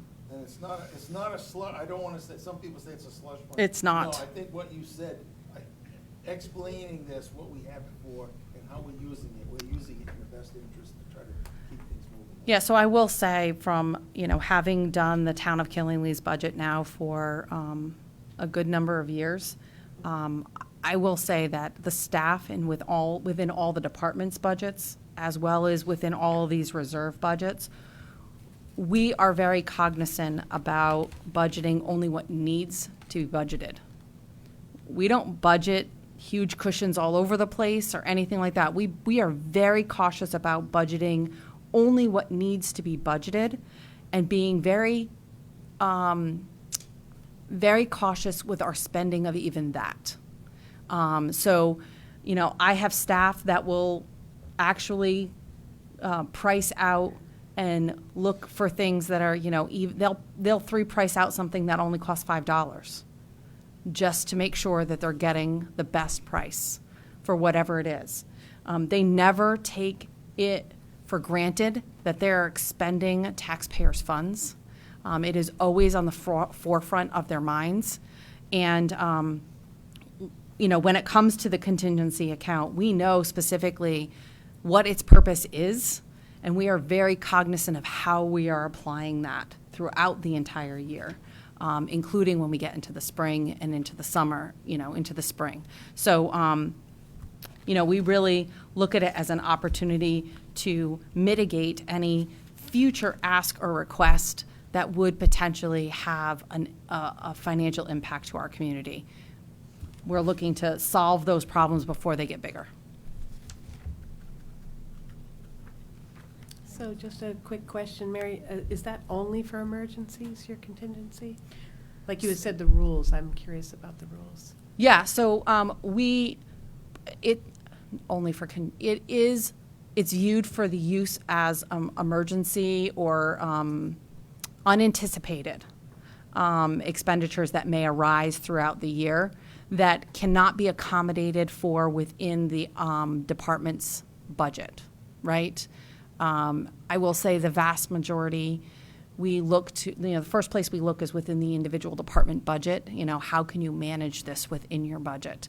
And they work really hard to do that. But sometimes it does go beyond the scope of the budget. There were a few years that our law enforcement overtime under the resident state trooper program was substantial. I mean, we're talking several $100,000. We had to go to contingency. There was no way we had that budgeted for within the operating budget of law enforcement. So there are times when something like that occurs, but we really work with the departments to have them cover it within their budget. So at the end of the year in September, when we close out the year, we bring to the town council transfer requests. And any town budget that is going to exceed their departmental budget, we look to have the town council make it whole from transfers from contingency. And so we are cognizant and watching that very closely as we go through this process to make sure that everybody, so it's not just looking at this one line, it's looking at the entire corporate budget as a whole to make sure that everything is balancing appropriately. Any other questions on reserves? We will move over to debt service. Just one question, Yep. Mary. Any chance you could email us what we have in each of those reserve accounts right now? We can, yes. Okay, thank We you. can send that to you. Debt service is exactly what it is, our debt payments. And it is exactly by their schedule. So you're starting to see a lot of the high school debt is falling off, right? So we bond for 20 years, and so a lot of them are maturing off at this point in time. So we're seeing those debt service numbers start to come down. The big decrease in debt service is related to the WPCA facility upgrade. Because we are required to have only a 20-year debt service, there are certain rules around when the debt service, and when we initially started the project and initially started the debt service to when we do the final debt borrowing, it has to be within a certain period of time. And once you go beyond that time, you have to pay like an entire year's worth down. So you have to pay down 1 year, right? And so when we closed on the sewer facility upgrade clean water funds, we had to make 1 year's of debt service payment in advance because we were just beyond. So that debt service is now actually on the books for 19 years instead of 20 years because we had to pay 1 year in advance. So that's the big drop. But again, that drop is also reflective in the drop in revenue from what we're receiving from the WPCA because that debt is solely borne by the sewer user rates and the sewer users of that system. It is not paid for by the general fund or the mill rate. So that's essentially the difference. The increase in debt issuance costs is because we will be going out to issue new debt for the KMS project and potentially for the Westfield Avenue project. But right now we're looking at the KMS project. I don't know that we'll have to issue for the Westfield Avenue project as of yet. So that wraps up the general fund. And so all of those, the green pages and these light tan pages, these expenditure pages, that's what combined makes up the mill rate, right? So those are the pages that are impacting mill rate. Any changes to those pages, that's where your impact to mill rate is. This next section is the capital budget, and this is really a 5-year capital plan. So just because the items are listed in here does not necessarily mean they're automatically funded or that they have available funds for them. And there are a few exceptions to that, and I will outline that as we go through. But the vast majority of them would require additional action items by the town council and or the town meeting in order for those projects to occur. I'm actually going to have you start on E2. So this is really the summation of the capital projects in kind of a high level for just next fiscal year. And again, not all of these are automatically scheduled for kicking off and starting. And if you go down to the funding source, on the lower part of that page. General fund contribution, that's the $450,000 that we talked about with regards to road renewal and the storm drainage. That would be those are projects that if this budget is approved as such, those would be projects that would actually be funded and moving forward. Those that are listed as portions paid through bond funds, anything that requires bond funds has to go through a whole separate appropriation process. So this is only a planning and a concept before you. There would be additional actions that would have to occur before any of those projects would move forward. LoSiP is grant funding that we receive from the state of Connecticut. They have restrictions around the use of LoSiP funds, but we receive we receive the notification of the allocation. We don't receive the funds. They are a reimbursement type grant, but when the projects are approved in this plan, we are then able to proceed with filing for a grant application and approval from the state and then begin the project. So those projects would be able to move forward under this plan because those are an approved funding source. Grant funds. Grant funds are general grant funds, and I will say the vast majority of this grant funds is really Office of School Construction, which are tied to bond funds, right? So those would not proceed forward unless the town had taken additional steps to approve the project to move forward. And a lot of, some of our grant funds require resolutions or some other action by the town. Town aid road funds, improved and unimproved, we receive those funds directly from the state. We've utilized the exact amount that was budgeted for in the governor's budget for what would be available funding for the town to expend in town aid roads. We would expend those funds, right? Those are available for expenditure, and we don't have anything in the remaining two columns. So I'm going to have you move to the next page, E3. Yep. One question before. Now, you were saying the grant funds, that's for the Office of School Construction? Most of them are related to school projects, but they're general grants. They could be Oh, okay, grants because for almost anything. Because it's talking about something, improvements to Maple Street Phase 1, That's lot SIP funds. That's lot SIP. I have a question. So do you ever get, it's like, almost like a pre-approved, approved, but then you don't get a good enough application and you get, it has For- to fit into, for any of these? Oh, for low SIP? No, Yeah. generally, no. That, I would say that occasionally it happens, so occasionally we'll put in a grant application, but a lot of those that, they don't end up coming into this capital improvement plan. For instance, I put in a grant application last year for, Jason had alluded to it before, the COPS grant, where I was looking for additional funding for an SRO. I put in that grant application, we didn't get funded for that, and so, I've just recently put in for a Connecticut Communities Challenge grant to offset some of the community center costs at Westfield Avenue. We haven't heard on that at all. I'm doubtful as to whether or not we'll get funded for that. Different than these.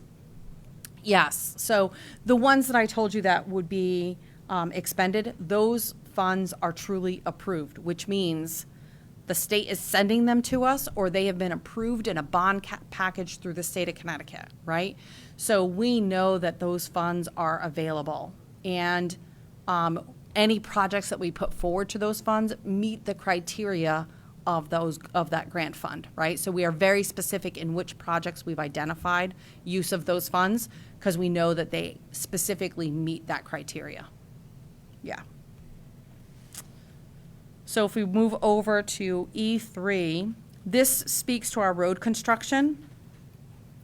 And so, so this is road renewal, as well as, so Maple Street is the project that we are seeking lot SIP funding. This is a separate grant process done through the state. We have to work with NECOG on submission for that. This is phase 3 and phase 4. So this is kind of the repaving and reconstruction of the lower portion of Maple Street up through, I think it's only up through about just a little past QV, Quinnebog Valley Community College. Ultimately, that whole road needs to be done, which is why you're seeing the phases out in the subsequent years. Lot SIP is a 70/30, right? LOTSIP is 70/30? Yeah.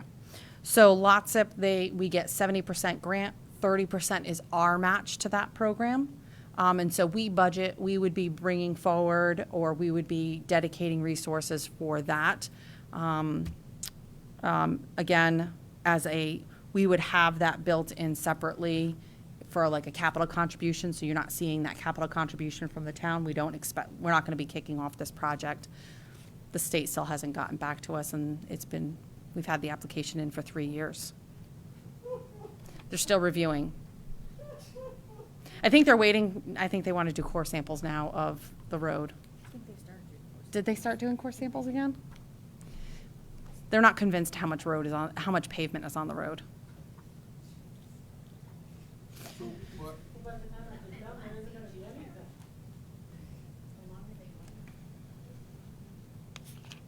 so what fiscal year '23, is that what that is the current year that we're looking at to do starting July 1st? That would be the hope, but I doubt that we're going to have any construction for Maple Street in next year, in 2023. I'll just being realistic. No, So we put it in the year in which we're applying for the grant, or we're in review for the grant. okay, that's a, But ultimately, like with the state, if we're not hearing back from them, this Maple Street one, I think, was on last year's as well. It's been on for a while. It's been on for a few years, right? Bailey Hill, again, is road work along Bailey Hill. It's drainage improvements. That's the initial 50,000 is drainage improvements. And then additional road work. And so we try and put, on this page, we try and put some of those larger reconstruction projects outside of just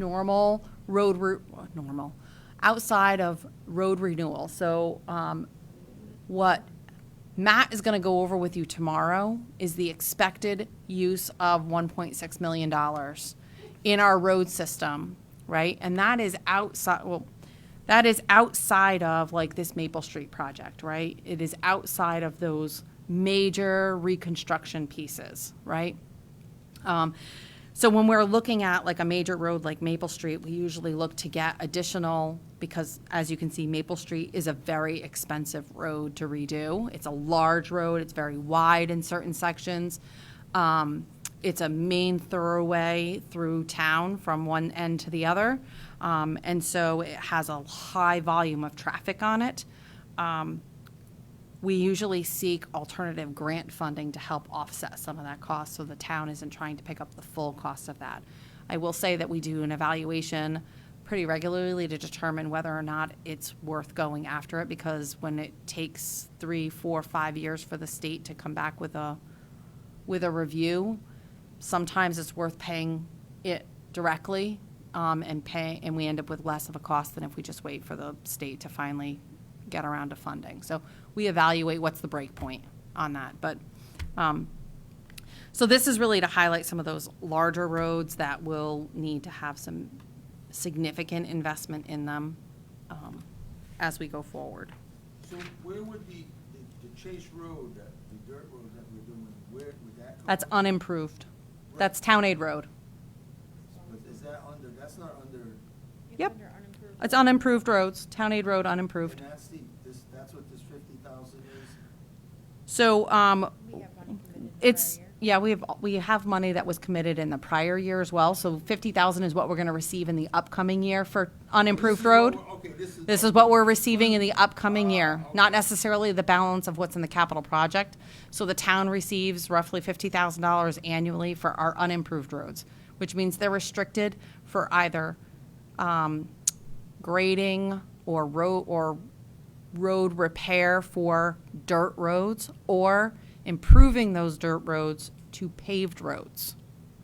And we use this for regrading of our dirt roads, but we also periodically, when we get sufficient requests from the residents along a roadway, we look to see if we want to move to paving the road, which is where we've gone with that section of Stone Road and then all of Chase Road. That will be getting done this summer, Right. likely towards the end of summer, because we still have there's still a utility pole that has to get moved. We're trying to coordinate with a communications company that still has one wire on that pole that just needs to get moved. And then the pole can get moved. But they're taking a while. So that's in the unimproved roads. So this money, once we get the LoSiP money and the TAR money and that sort of thing, those go into a reserve account? Town aid road is what we receive. And yes, we put those in a town aid road fund, and the money is expended out of the town aid road fund. The LoSiP money, we do not receive. LoSiP money is allocated by the state of Connecticut, and it is a reimbursement-only grant. But one of the requirements of a LoSiP grant application is that the LoSiP project has been reflected in the capital improvement plan of the town that's been accepted by the town. So we reflect those in here, so that way they've met that requirement, and then they will be eligible.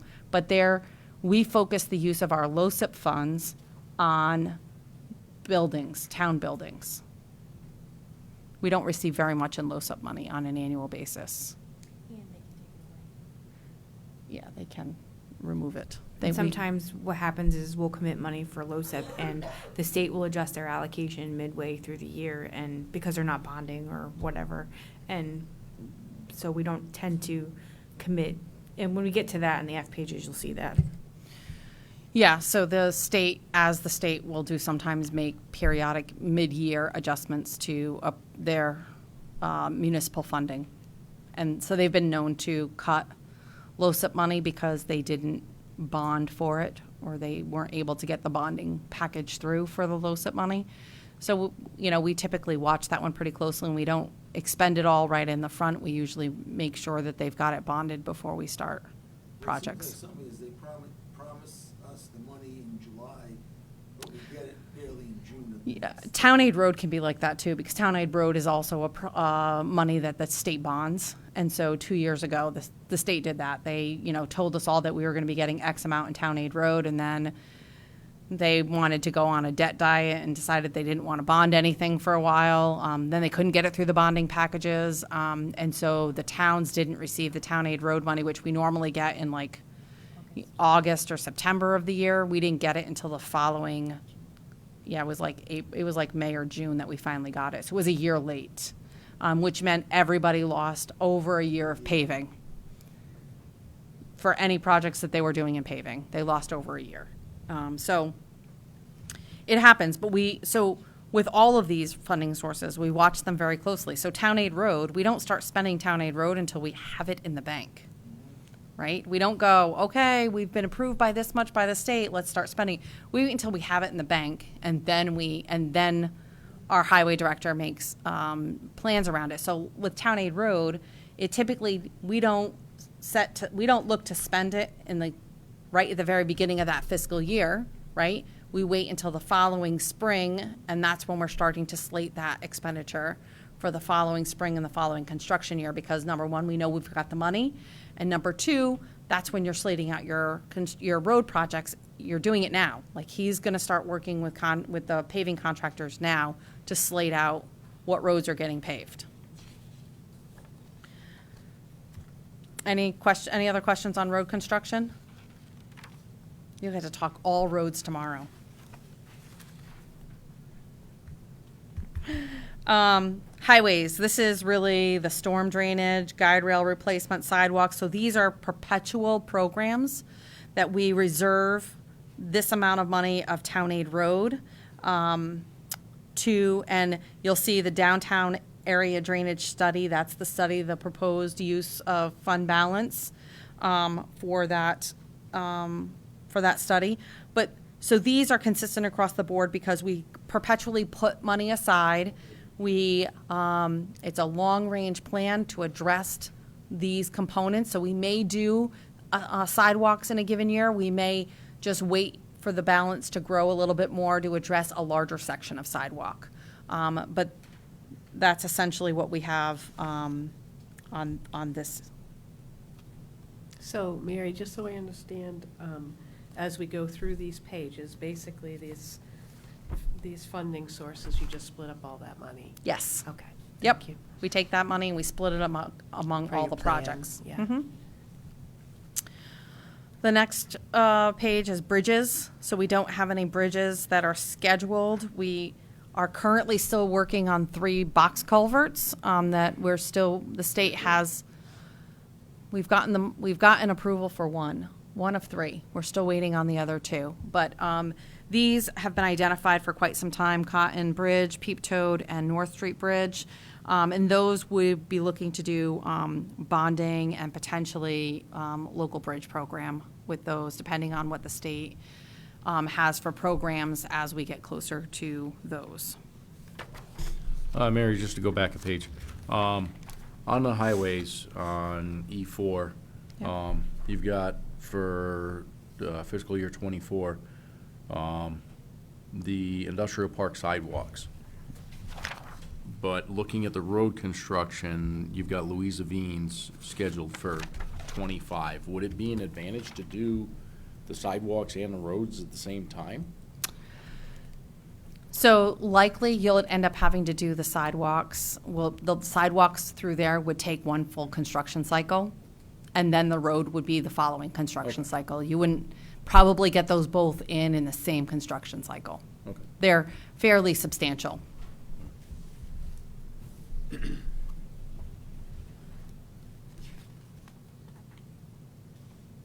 Any other questions?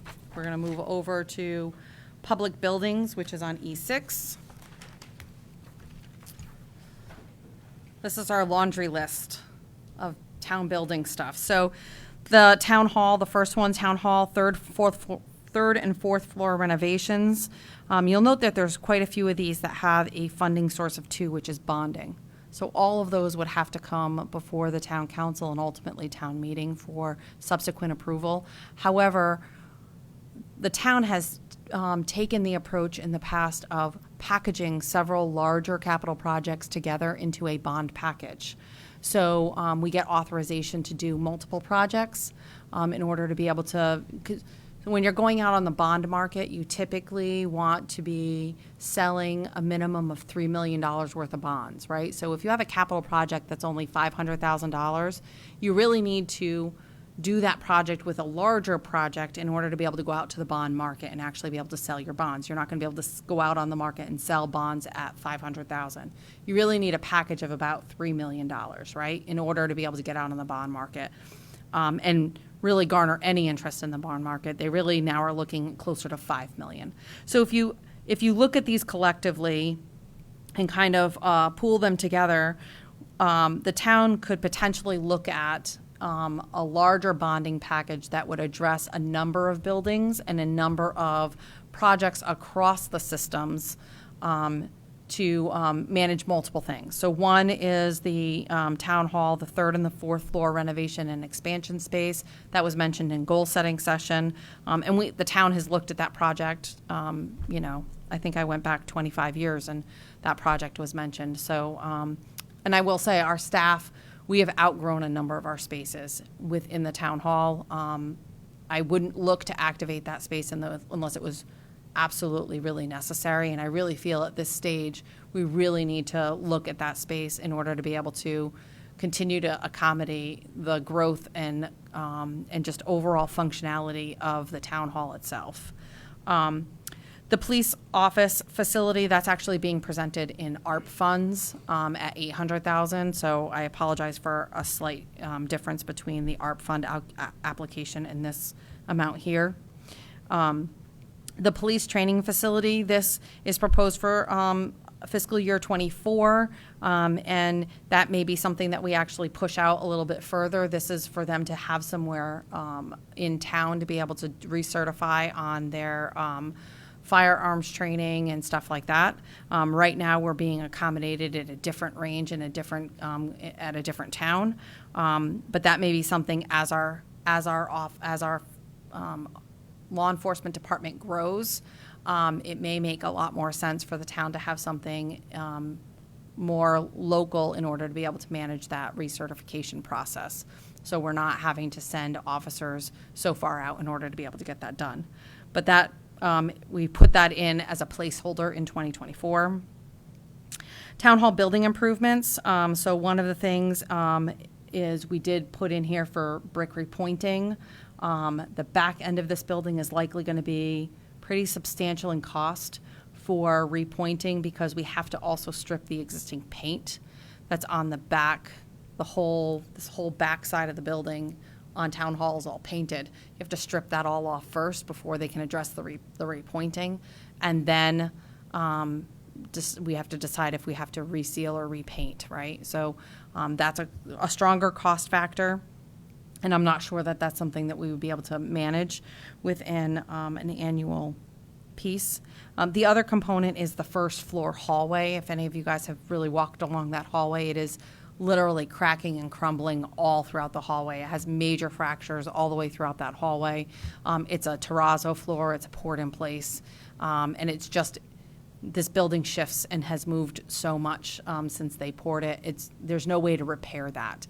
And it really has to be completely removed, and they need to put a new floor in, which will be costly as well. One of the other ones that we have in here is $1.2 million for a vehicle wash bay. So the town has looked at installing a wash bay at our public works garage. We have, done preliminary evaluations with with an architect. And the project, the town had approved this project, many, many moons ago, probably 15 years or so ago, at a very small dollar amount. It was about $100,000. There's no, you're not really going to get much done for $100,000 for a wash bay. So we began investigating what it would look like to construct, because you have to actually construct the actual bay itself and then install the equipment that goes into that bay. So that's about $1.2 million. Again, the proposal is to incorporate that into a larger bond package for that large infrastructure improvement. Brick House Road, we have a storage facility up at Brick House Road, right next to the transfer station. We have a storage building. The boiler is reached the end of its useful life. We are likely going to need to replace that. We're proposing the use of LoCIP funds for that, and so we would pursue that. There's also building improvements that are in need, that building needs. The roof on one section is very deteriorated. We haven't necessarily gotten water infiltration, but we're probably not that far off from water infiltration at that.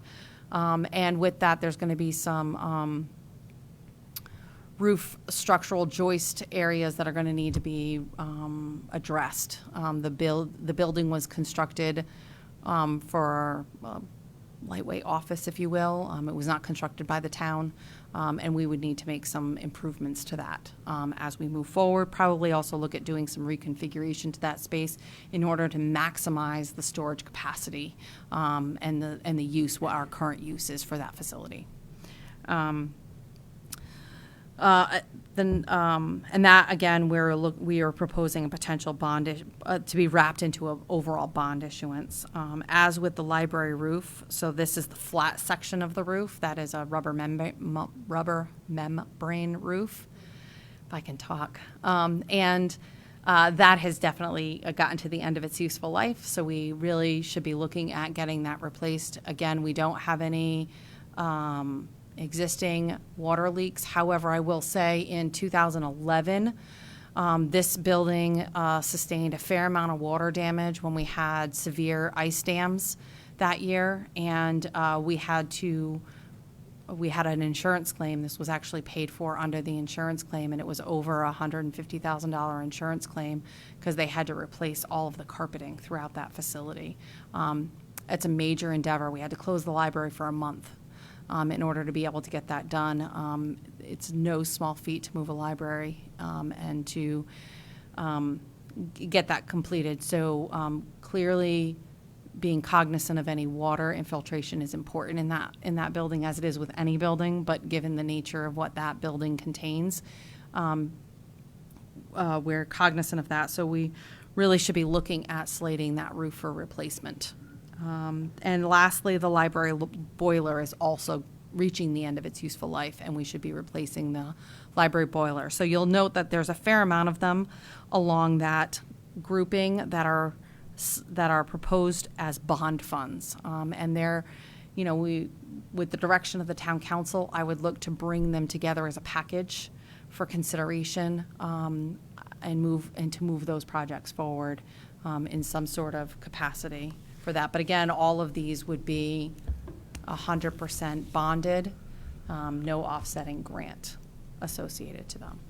I do have one question. Looking at the totals for fiscal year '23 and fiscal year '24, you had earlier mentioned that we would want to be looking at a minimum of $3 million to go out to bond.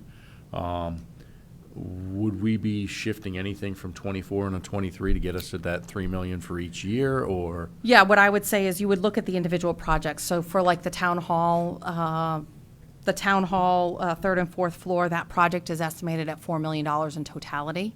So we would be looking at that project as well as the wash bay at 1.2, and then collectively the smaller ones. So you would be getting to about a $6.5 million bond package in totality, which really works well for bonding because especially the way Killingly does, the way we historically have approached our bonding, we don't bond at the very beginning of a project. We bond as we start to move into the project. We do an initial bonding, and then we do the subsequent final bond after the projects are completed. So that way we're only borrowing what we actually need to borrow and nothing additional.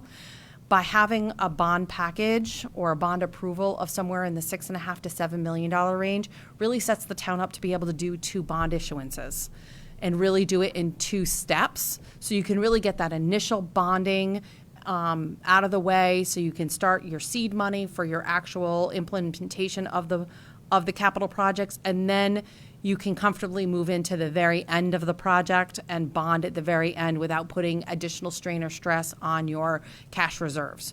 So really your sweet spot is that, $7 million range. And so collectively, if you were to bring all of these together, you're going to be right in that range of about a $7 million bond package.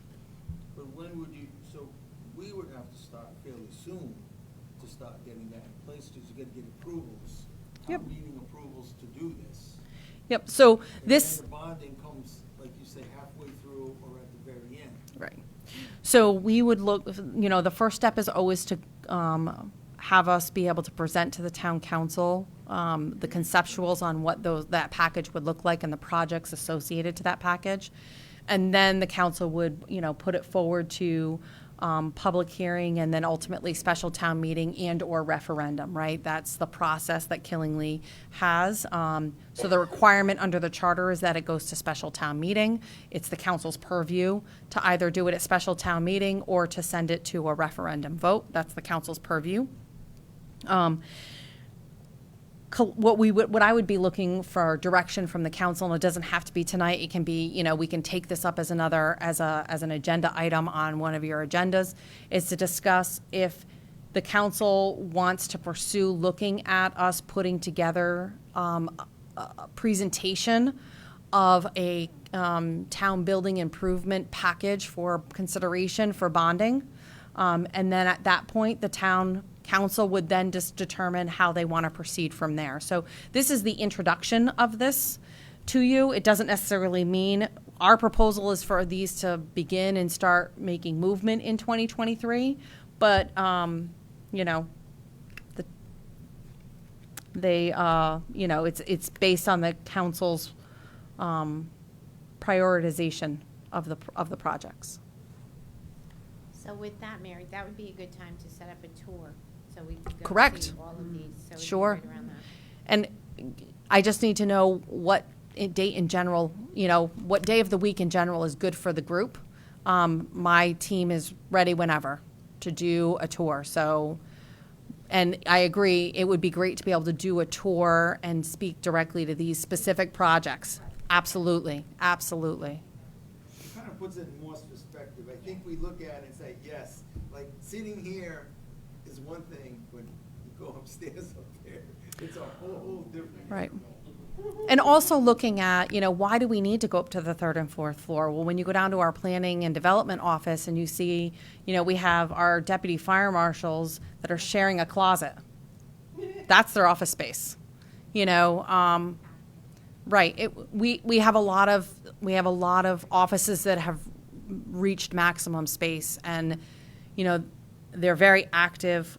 Nobody's sitting there twiddling their thumbs. They're very, very busy offices. It's very difficult to operate in that environment. And we have potential usable space. It needs accessibility, and it comes at a cost.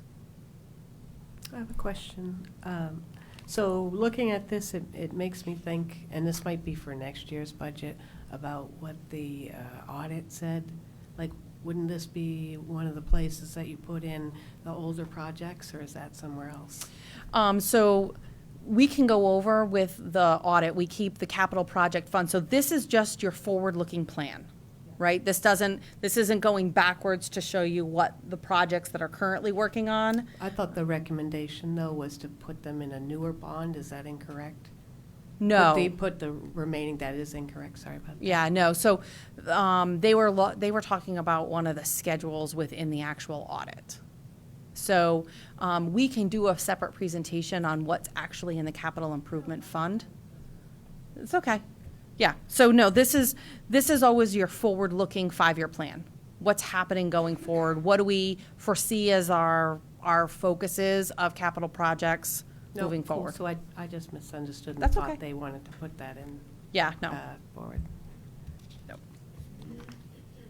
And I will say, so as you are all looking at a 5-year plan here, I'm working separately outside of this in creating a 10-year plan, right?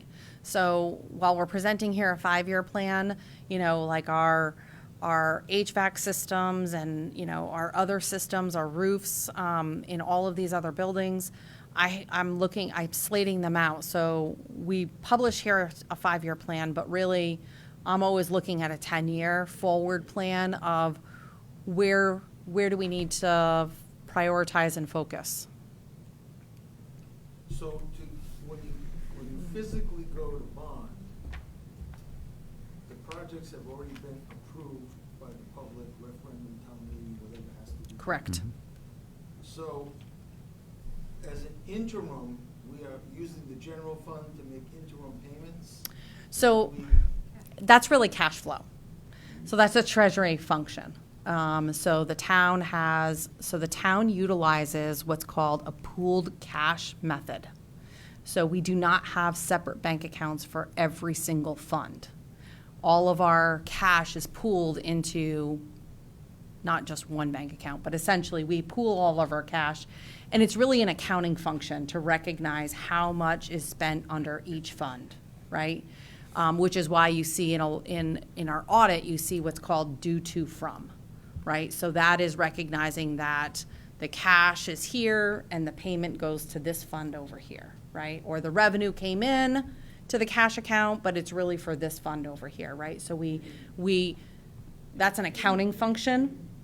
So our capital project fund had been negative for a number of years because of permanent funding hadn't been completed for our WPCA, for our facility upgrade. They hadn't closed on the Clean Water Fund, right? They hadn't closed on the loan. So while we were receiving reimbursements from the state, they hadn't finally closed on it, right? Same happens with our bonds, right? So we may be expending out of our pooled cash fund, right? But when we borrow is when we replenish, right? And so we actually, by doing that, we actually are able to save money. Because number one, we're not taking out money too early and paying interest on money early in the process. And we're also only borrowing what we need to actually borrow as we're going along in the process. So by using a pooled cash method, we're able to really manage the overall cash flow of the town as opposed to just individual fund by fund. It can be very restrictive when you just divvy your cash up by fund and are only managing this little piece out of a greater group of cash. So if we go through the process of approving a number of these things, Mhm. and then subsequently, for some reason, they get taken out, it's, something happened that project we're Sure. not gonna do. Sure. It's okay, because we haven't gone to bonding yet. The bonding Correct. companies don't, because they're not involved yet. Right. It doesn't matter, So we it- can change our mind. So it has happened where we have gotten authorization in a bonding package to do several different projects. And we go through the design phase, we may spend money on getting to that end of the design phase, we go out to bid, and the bids come back way out of the range of what we had budgeted, right? And ultimately, you complete the most urgent projects in that bond package, and then you look at those last remaining projects to determine whether or not there is sufficient funds at the end to be able to complete those. If there isn't, we just don't bond for them. And when we close out the overall appropriation, we close it, and we don't leave an appropriation out there for a project we're not gonna be able to do. You know what I mean? We close it and we recognize that we didn't complete this project because the bids were too high, you know, the scope changed dramatically and we weren't able to complete it under the authorization. And so we closed the project without doing it.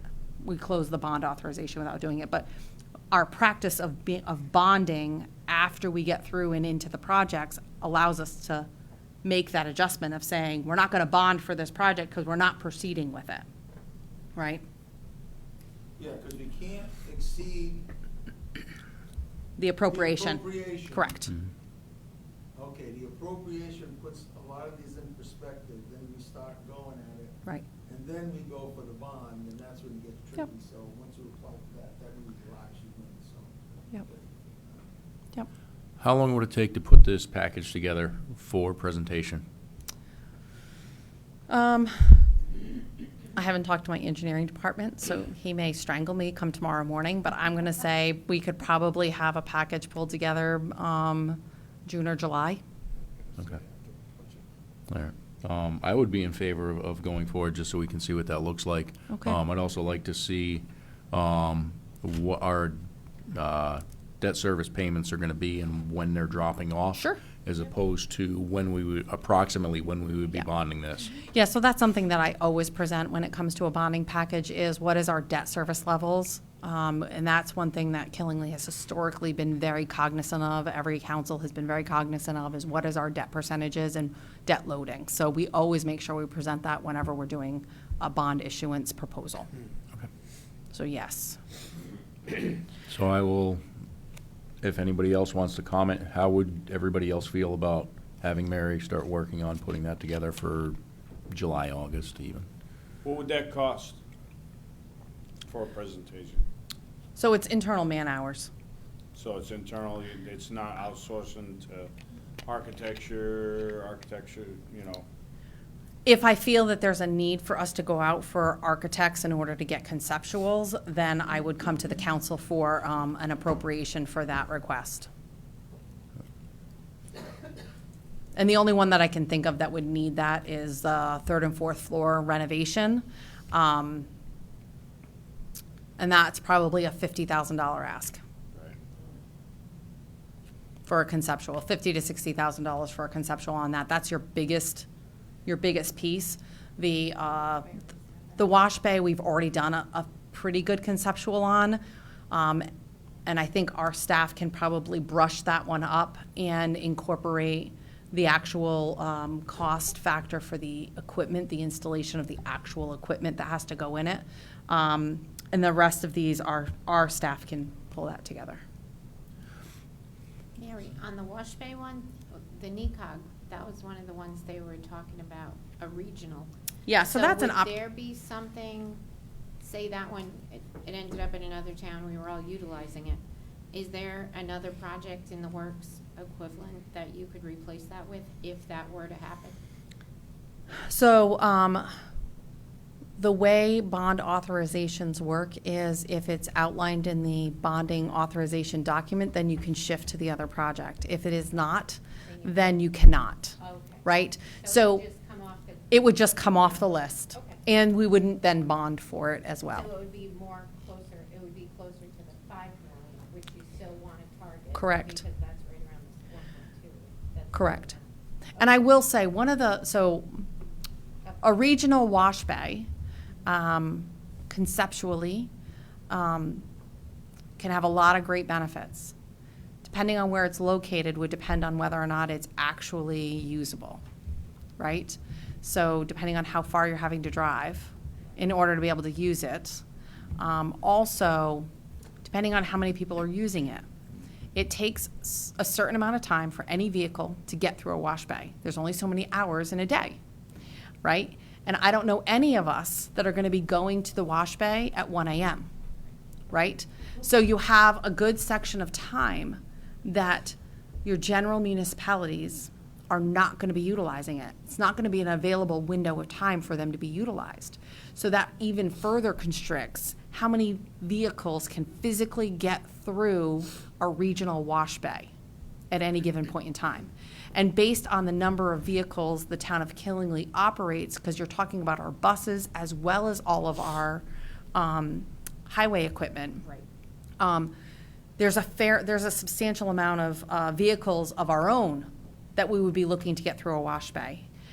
So for instance, if we were to taking our vehicles and we were driving to Woodstock has a wash bay, driving out to Woodstock, you can drive out to Woodstock and by the time you drive back, you look like you haven't gone through a wash bay. Exactly. And you've accumulated just as much salt on your way back, right? So you have to weigh out the pros and the cons of a regional wash bay versus having one physically located here, right? And what's the break point, right? Yep. How many vehicles can you put through a wash bay at any given point in time, and what's the actual level of utilization?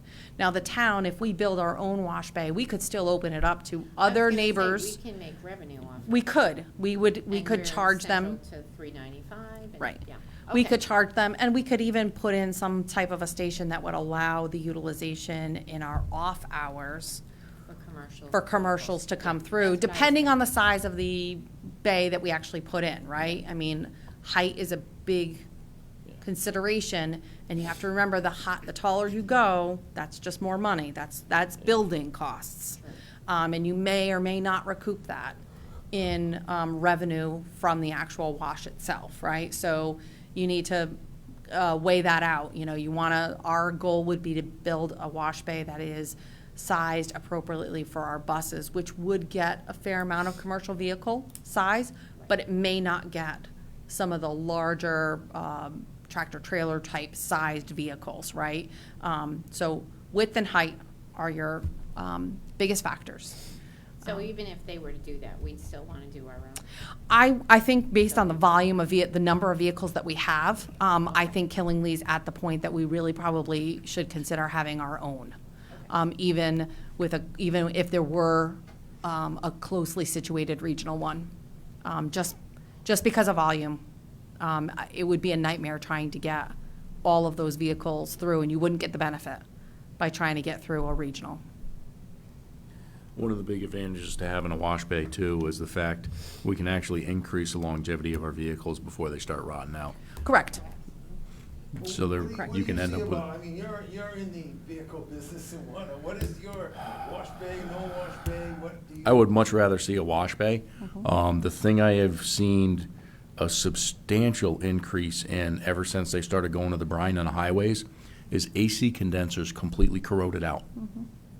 Which it blew my mind when I started seeing it, and it wasn't until I started thinking about the correlation of when they started using that brine on the highways. Having come from the background of public transit, I used to operate a public transit system down in the southeastern part of Connecticut. Our buses went through the wash bay every night. And if you failed to bring the bus through the wash bay at the end of your shift, it was very noticeable. Our maintenance costs on those vehicles increased pretty substantially. Those vehicles are, on the road for, 6 to 8 hours a day. our school buses are on the road for 6 to 8 hours a day. That's a lot of vehicle time, that's a lot of road time, by having them go through the wash bay system on a daily basis after every route,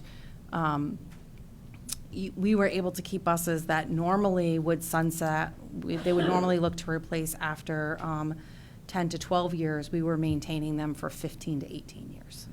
So it can have and that's before the brine, right? Yep. So it can be a very substantial impact on the longevity of your fleet, but also the availability of quality spares. So just because you buy a new vehicle doesn't mean that you get rid of all of your old vehicles. Every fleet needs to have quality spares. And when you're able to maintain those spare vehicles at a higher level, you have a much more reliable fleet. A vehicle is going to break down at some point in time. If you have a reliable spare to put in its place, then you can maintain your operations at full capacity. And wash bays, that's their intended purpose, is to make sure that you're able to get the infrastructure of that vehicle cleaned and maintained on a regular So you're basis. saying about the buses, so in the wintertime, we'd be running them through that every single day. Now you get more in the summertime, you're not gonna be so the utilization, if you have a regional thing, everybody's gonna wanna be there in the wintertime. Correct. You have a long, long line. In the summer, you can say, we're only gonna have so many uses per year. Well, that doesn't count because Right. within the worst 4 months of the winter, it's gonna be 10 times the amount right Right. there and Right. less.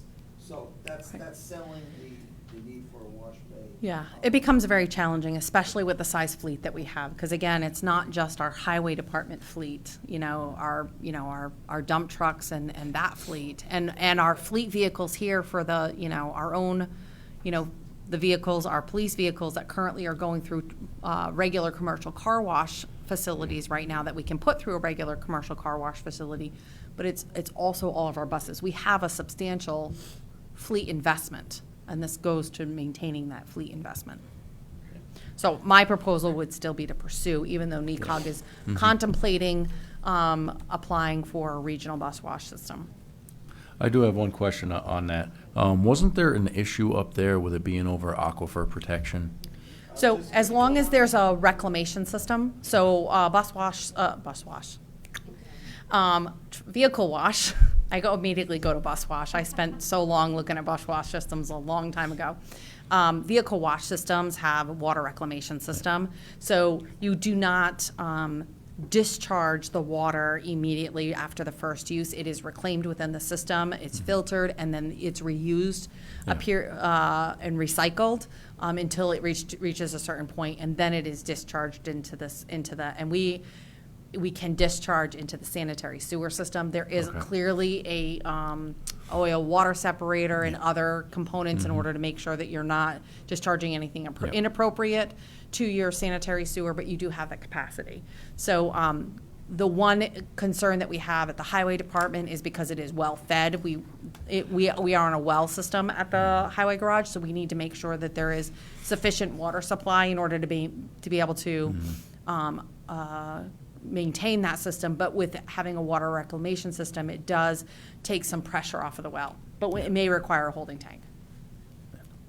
Did you figure what it would cost to maintain that every year, labor-wise and Yeah, so the parts? actual, so the actual system that we would be looking at would be a touchless system. The brush roller systems are far more laborious and material-wise costly to maintain. They're also not as efficient for use when it comes to a vehicle like a dump truck.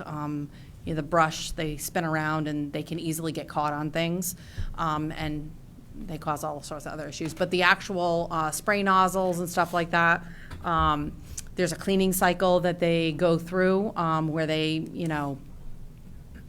kind of high pressurize the system in order to be able to blow out the nozzles themselves. You have to periodically replace the nozzles.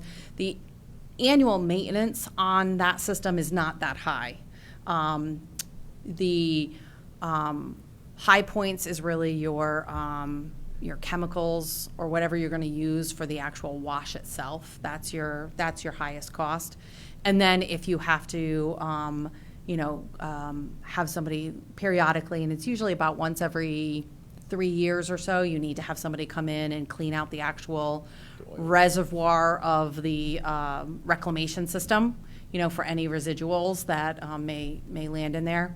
So that's really your major cost drivers for the actual facility itself. It does require minimal heating within the system, within the building itself, because you have so much, water piping and stuff like that, but it doesn't require, room temperature heating. It's a baseline minimum heating. So it's not overly expensive on an operational basis. And as far as the personnel running the vehicles through, typically you have the operator of the vehicle. It's a drive. They drive it through. It's not like you have to hire special personnel in order to be able to drive the vehicle through. You can have the operator drive it through. Bless you. Bless you. Mary, are you looking at 1 bay or 2 bays? One. Just one. Just one. We wouldn't be able to fit 2 bays on the highway garage lot. There's not sufficient room for that. Are you gonna have the really cool colors? I don't know. Matt may want to put in really cool colors, but that's just little LED light strips. If he really wants to, he could.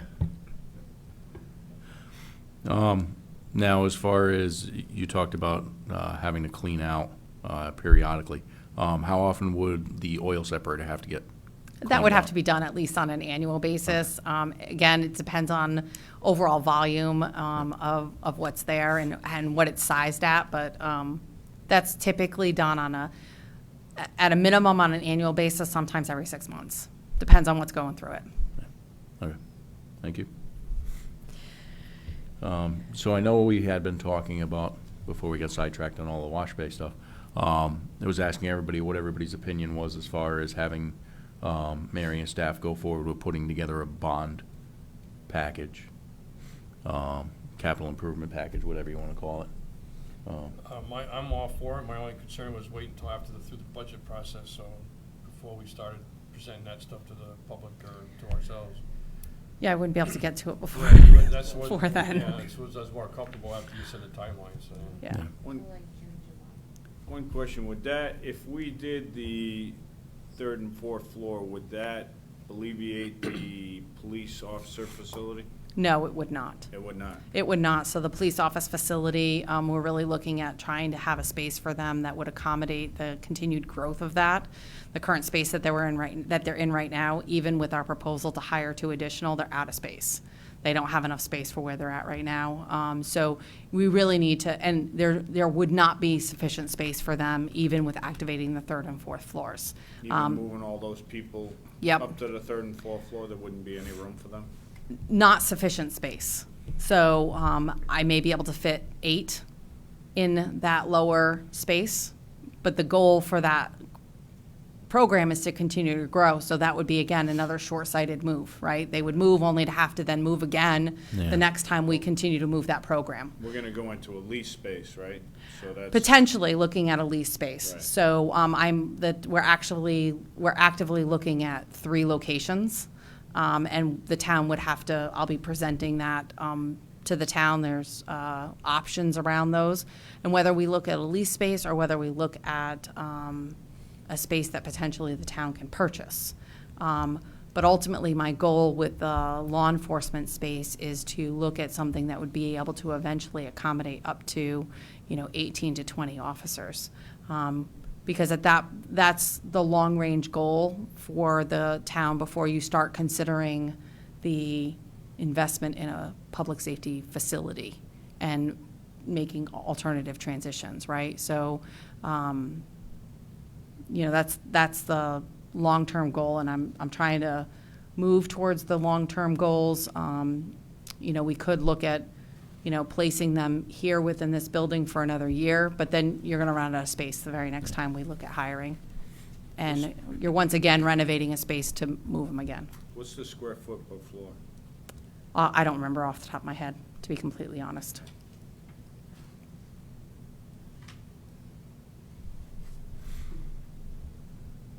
So I know you'd be in favor of it. I would as well. So figure July, August timeframe. Okay. I will meet with my engineering department to determine what, if any, consulting services we may need to hire in order to process through that. And if we need any additional funding, I'll come to the council. But I would look to see if that's something that we can accommodate through contingency in the current year if possible. But I'm unsure of that off the top of my head. Okay. Thank you. The next page really speaks to our recreation, our parks and recreations field. So we're looking to utilize LoCIP funds in the upcoming year to do some renovation of those athletic courts at Westfield Avenue. We refurbished the front courts for immediate use for pickleball. There's the rear courts that we're looking to do some additional. They need more love. They need a lot more investment in them, and so this would be resurfacing those courts and installing basketball courts and making a multi-use court back there. The other components in 23 and in 24 and 25, there's the irrigation, the dredging of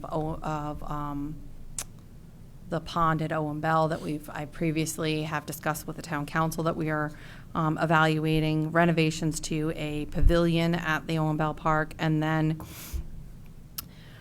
we have funding to do the construction of phase 5 of the River Trail.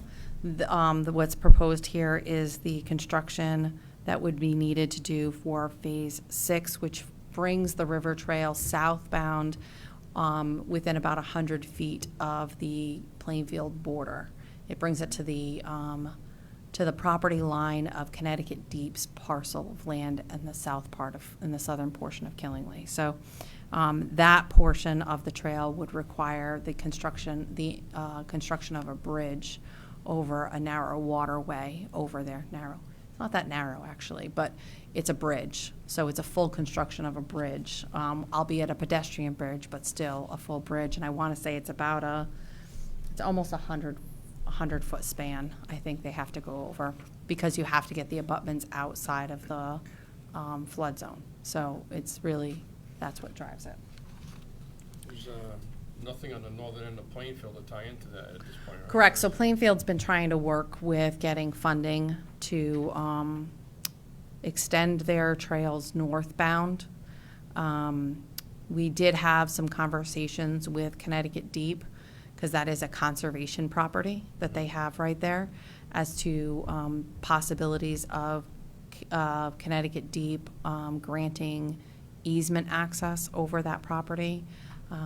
I can say that there's still some hesitation by Connecticut Deep. And that's why our project ends at their line, because they have not granted easement access over that. But even with it really dead-ending, if you will, right at that property line, our river trail is so actively utilized, and we have a lot of people that would love to see it expanded, that additional space, to give more recreational opportunity even just within our own town. It would be great if they're ultimately eventually connected, and I know that's a state goal, is to connect all of these river trails to provide, continuous access. I always joke that the state is investing in the trails because soon we're not going to be able to drive on the roads. But that's one of their goals, right? And so hopefully Plainfield will be able to negotiate those waters to be able to eventually gain access across that, because it's a pretty substantial area for that connection to happen. But we currently have funding for the design development of phase 6, right? So that would get the design of that trail completed, and then it would be about getting grant funding for the construction of that portion of it. And again, these trails, it would be mirrored similar to what our existing river trail is, because we're looking for that full ADA accessibility among the entire trail. And if we go to the end of our property or the interface with Plainfield, is that strictly a dead end on the trail, or is there a town road? Nope, it's a dead end on the trail. Okay, so that's another problem. So there is no egress off the end of that trail. The users would have to turn back and come back because it would actually dead end behind the existing gravel operation. There's no town road out there, which is one of our avenues to work with Connecticut Deep on trying to gain that access, so that way the river trail would then proceed down to the next logical terminus, which is at the, a subsequent road down in Plainfield. But as it stands right now, we would be looking at putting some sort of like an overlook or something into that conservation land, trying to deter people from creating their own trail through into that conservation land, but they would have to turn back. And we've had conversations around what does it look like for emergency access as well.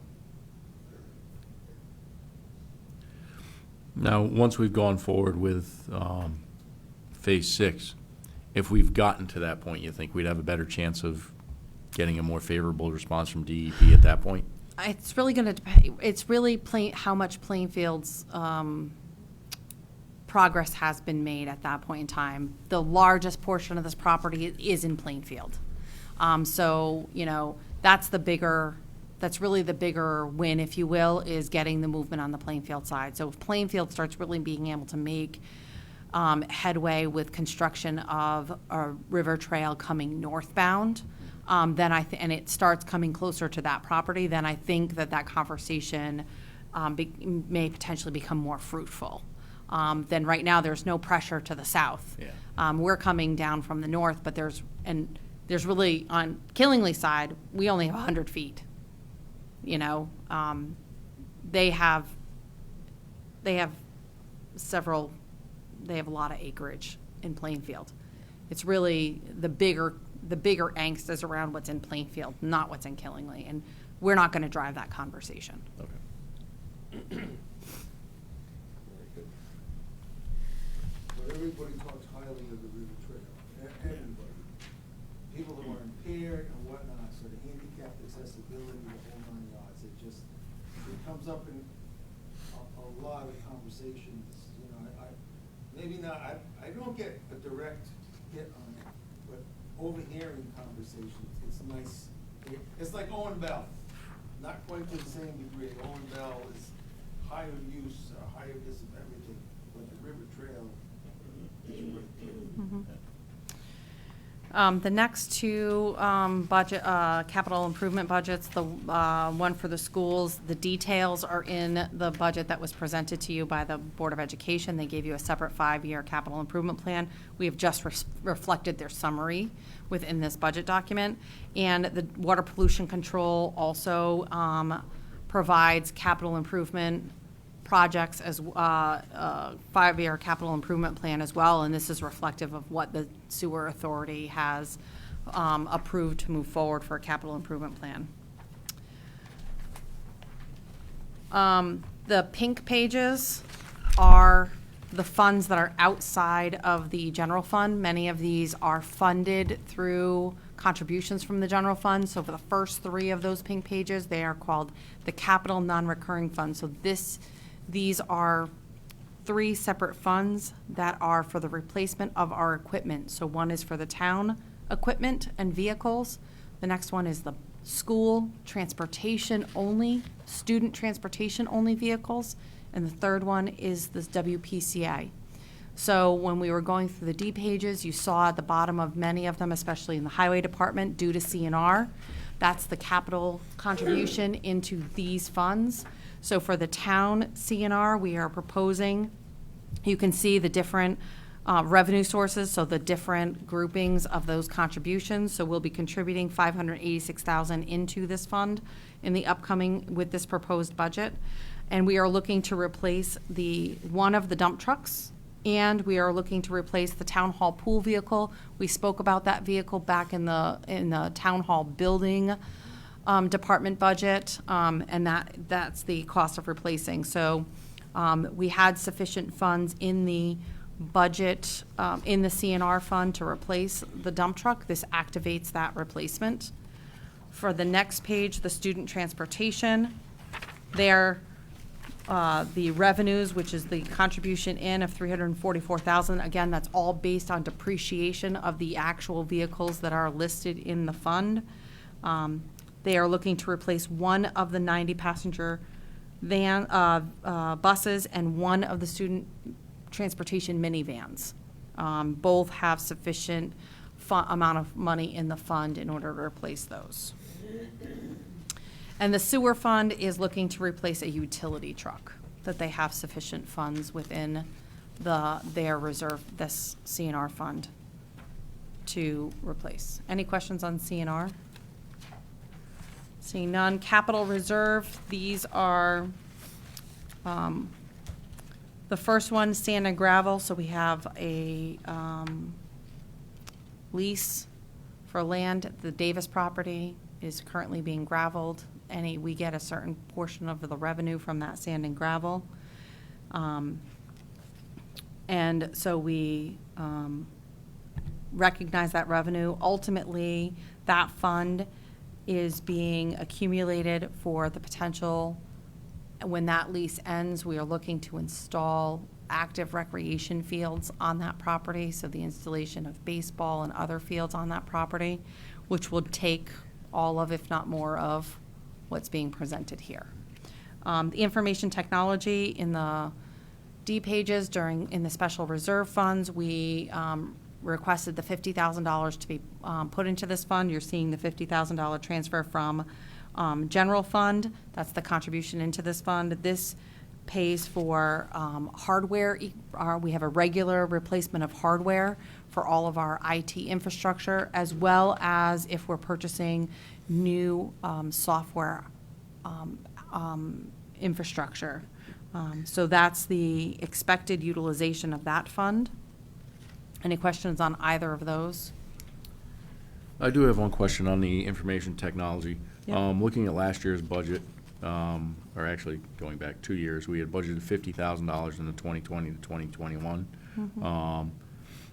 And then the 21-22 is down to 1,800, and this time it's at 1,750. Do you know why it was that high back then? So we had, we budgeted $50,000. That other is other revenue. It's not, that wasn't transferred in from the general fund. That other revenue was, is that Carmel? It was the other, Oh, that was the COVID. yeah, it was the other piece of COVID. So that was our COVID grant funding that we Okay. received. Okay. And the library, so the library also received additional technology-related grant funds in 2020. It was the other transfer. Right, so we recognize all of that as revenue in that fund because the expenditures also come out of that fund. And so we are not anticipating substantial grant revenues in the subsequent years, and which is why you're seeing that number substantially lower. Okay, thank you. Sorry, I had to talk through that for a minute. The other is the additional transfer. Yeah. outside. When does that lease end for the gravel operation? I believe that we are currently under contract for at least another 5 or 8 years. Yeah. Yeah, we just renewed it a couple of years ago for 10 years, so I want to say I think we have at least 7 or 8 years off the top of my head on it. And it depends on how much they remove out. There's Some years where it's been kind of quiet. some years, yeah, there's not very much activity, but they've been more active recently. There is still additional expansion, additional areas that they could still continue to gravel and move out material. So it depends on how much they do. Will depend on if they come back and request another extension. Now, are they required to leave it in a certain condition at the end of a lease? Yeah, at the end of the lease, they're required to bring it to what's considered normal grade, and they're required to seed it.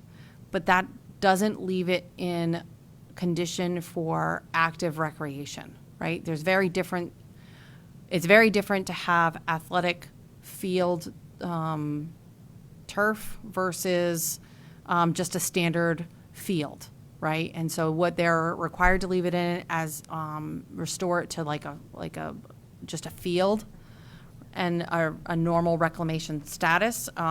We want to invest in putting in actual playing athletic fields down there. Thank you.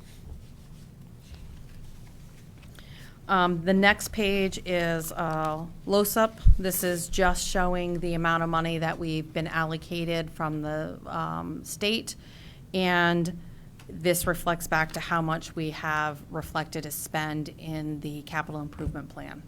And we are reflecting an unallocated or an unspent balance of $138,000 that we can look to use for subsequent larger, we don't get very much in a given year. So in the given year, we're only receiving about $138,000 annually. We have had to sometimes accumulate that over a couple of years in order to do a more substantial roof or improvement.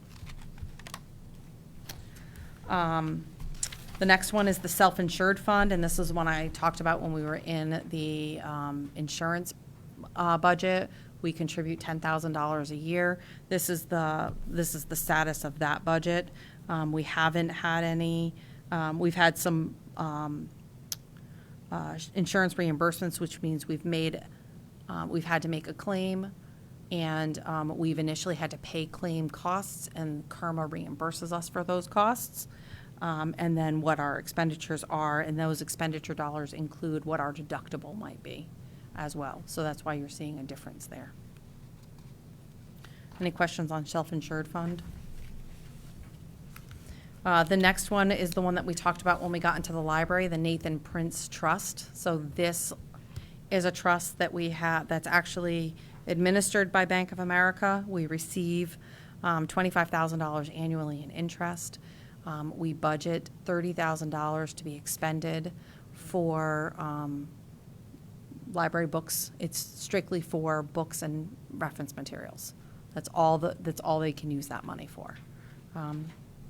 So that's where we are able to get some alleviation from the regular operating budget.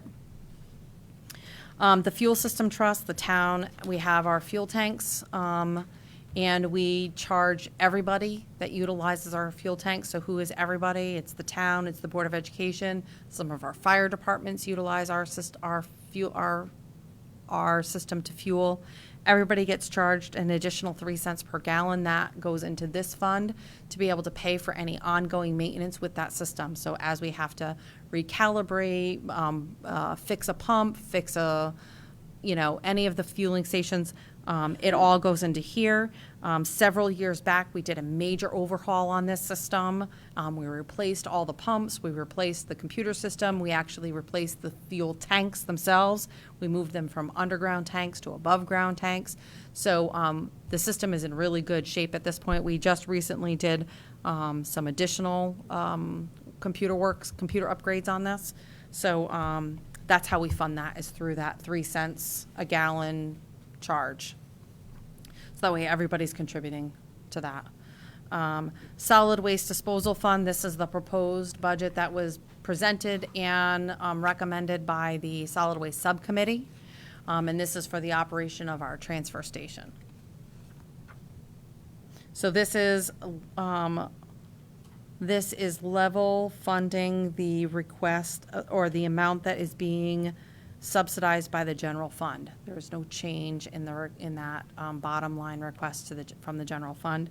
They did activate the utilization of fund balance to about $29,000 to try and offset some of those operational costs. One of the components that is built into here is a hazardous waste day. Those are typically about, we usually try and budget about $25,000 for a hazardous waste collection day.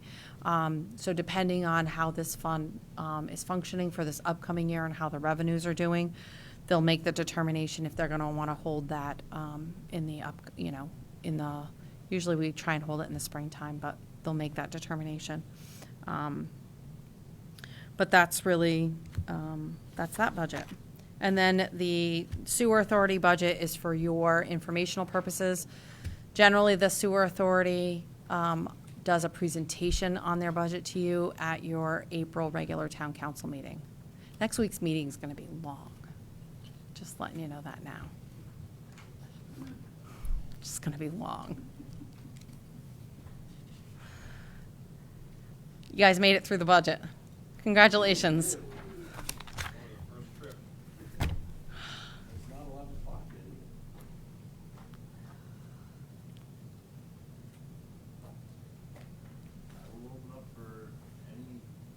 I will open up for any comments, questions from council members.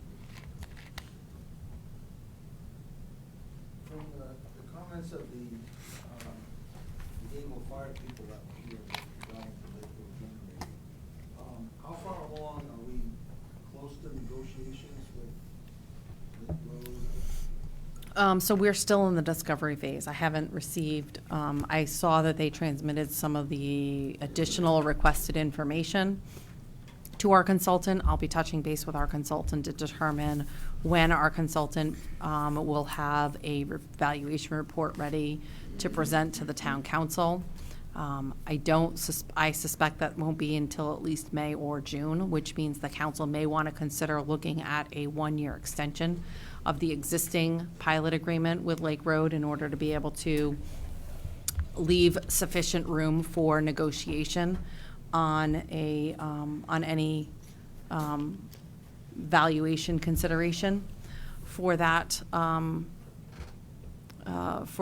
but I'll get more information when I speak with our consultant. So we're down in the assessor's office earlier today with the chairman of the board. He said he was going to answer that. I'm going to get what's going on a little bit. So we do an assessment there is an assessment there every year? So the assessment is based, so they back into the assessment number. The assessment is based on the tax agreement. So we know what the revenue is. So you know what the revenue is, you know what the mill rate is, so you can back into the assessment. And what the fire district does is they take that assessment, which is based on the tax stabilization agreement, they take that assessment and they apply their mill rate to it. And that's how they bill the Lake Road generating. And again, so that was based on the consultant and the evaluation process that was done 20 years ago, and recognizing that over 20 years, a plant depreciates over time. And as any equipment does, it depreciates over time. So you don't generally get the same value 20 years after the installation of something. But we're going through that valuation process now. Hopefully we'll have something relatively soon for presentation to the town council for consideration and determination of how we proceed forward. Now, didn't they do a bunch of upgrades recently and increase capacity probably 3 years ago?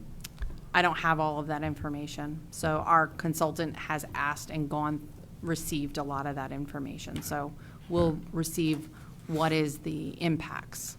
Okay, because I believe I saw that in DEP's air permits Sure, is where I saw that information. sure.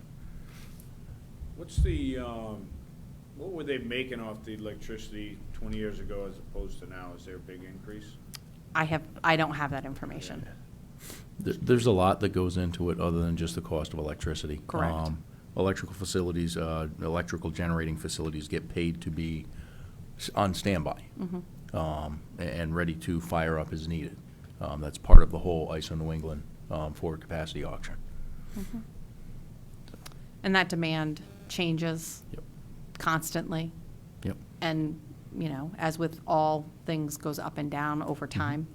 So, and that's why we hire an energy consultant that works specifically in this industry and works specifically on valuating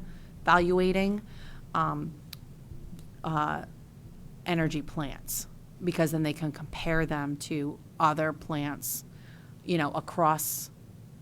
across the area and across the United States. So they can truly pull comparisons, and we can really determine what is the actual valuation based on income, for also as well as based on assets, what is the best way to proceed forward in evaluation technique and value the property. So that way we are being reflective of current property tax. Where would a copy of the existing pilot with Lake Road Generating be? Is it available electronically or only in paper copy? It was in your binders that was provided to you when you came on as town council right. members. I had that I have that agreement in there. Okay. If anybody needs another copy of it, let me know. I can get it to you.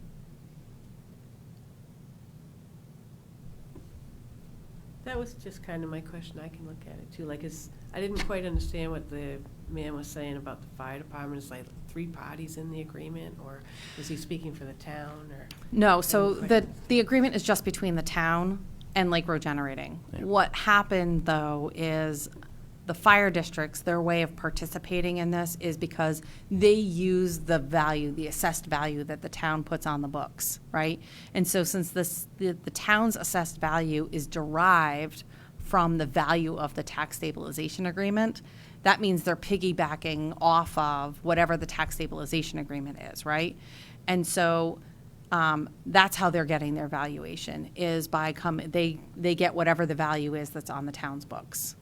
They didn't negotiate a separate agreement with Lake Road Generating. Yeah, so I didn't quite understand what he meant about we'll pull out of the I- agreement. All right, just so I'd have to do further like, evaluation. how would that affect us? I didn't. Right.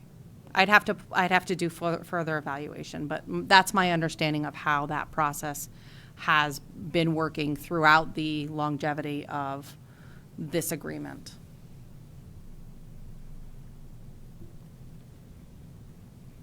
Thank you. Any other questions, comments? Make a motion to adjourn.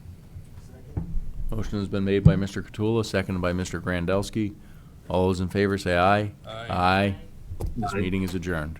Hey, Ray's still there.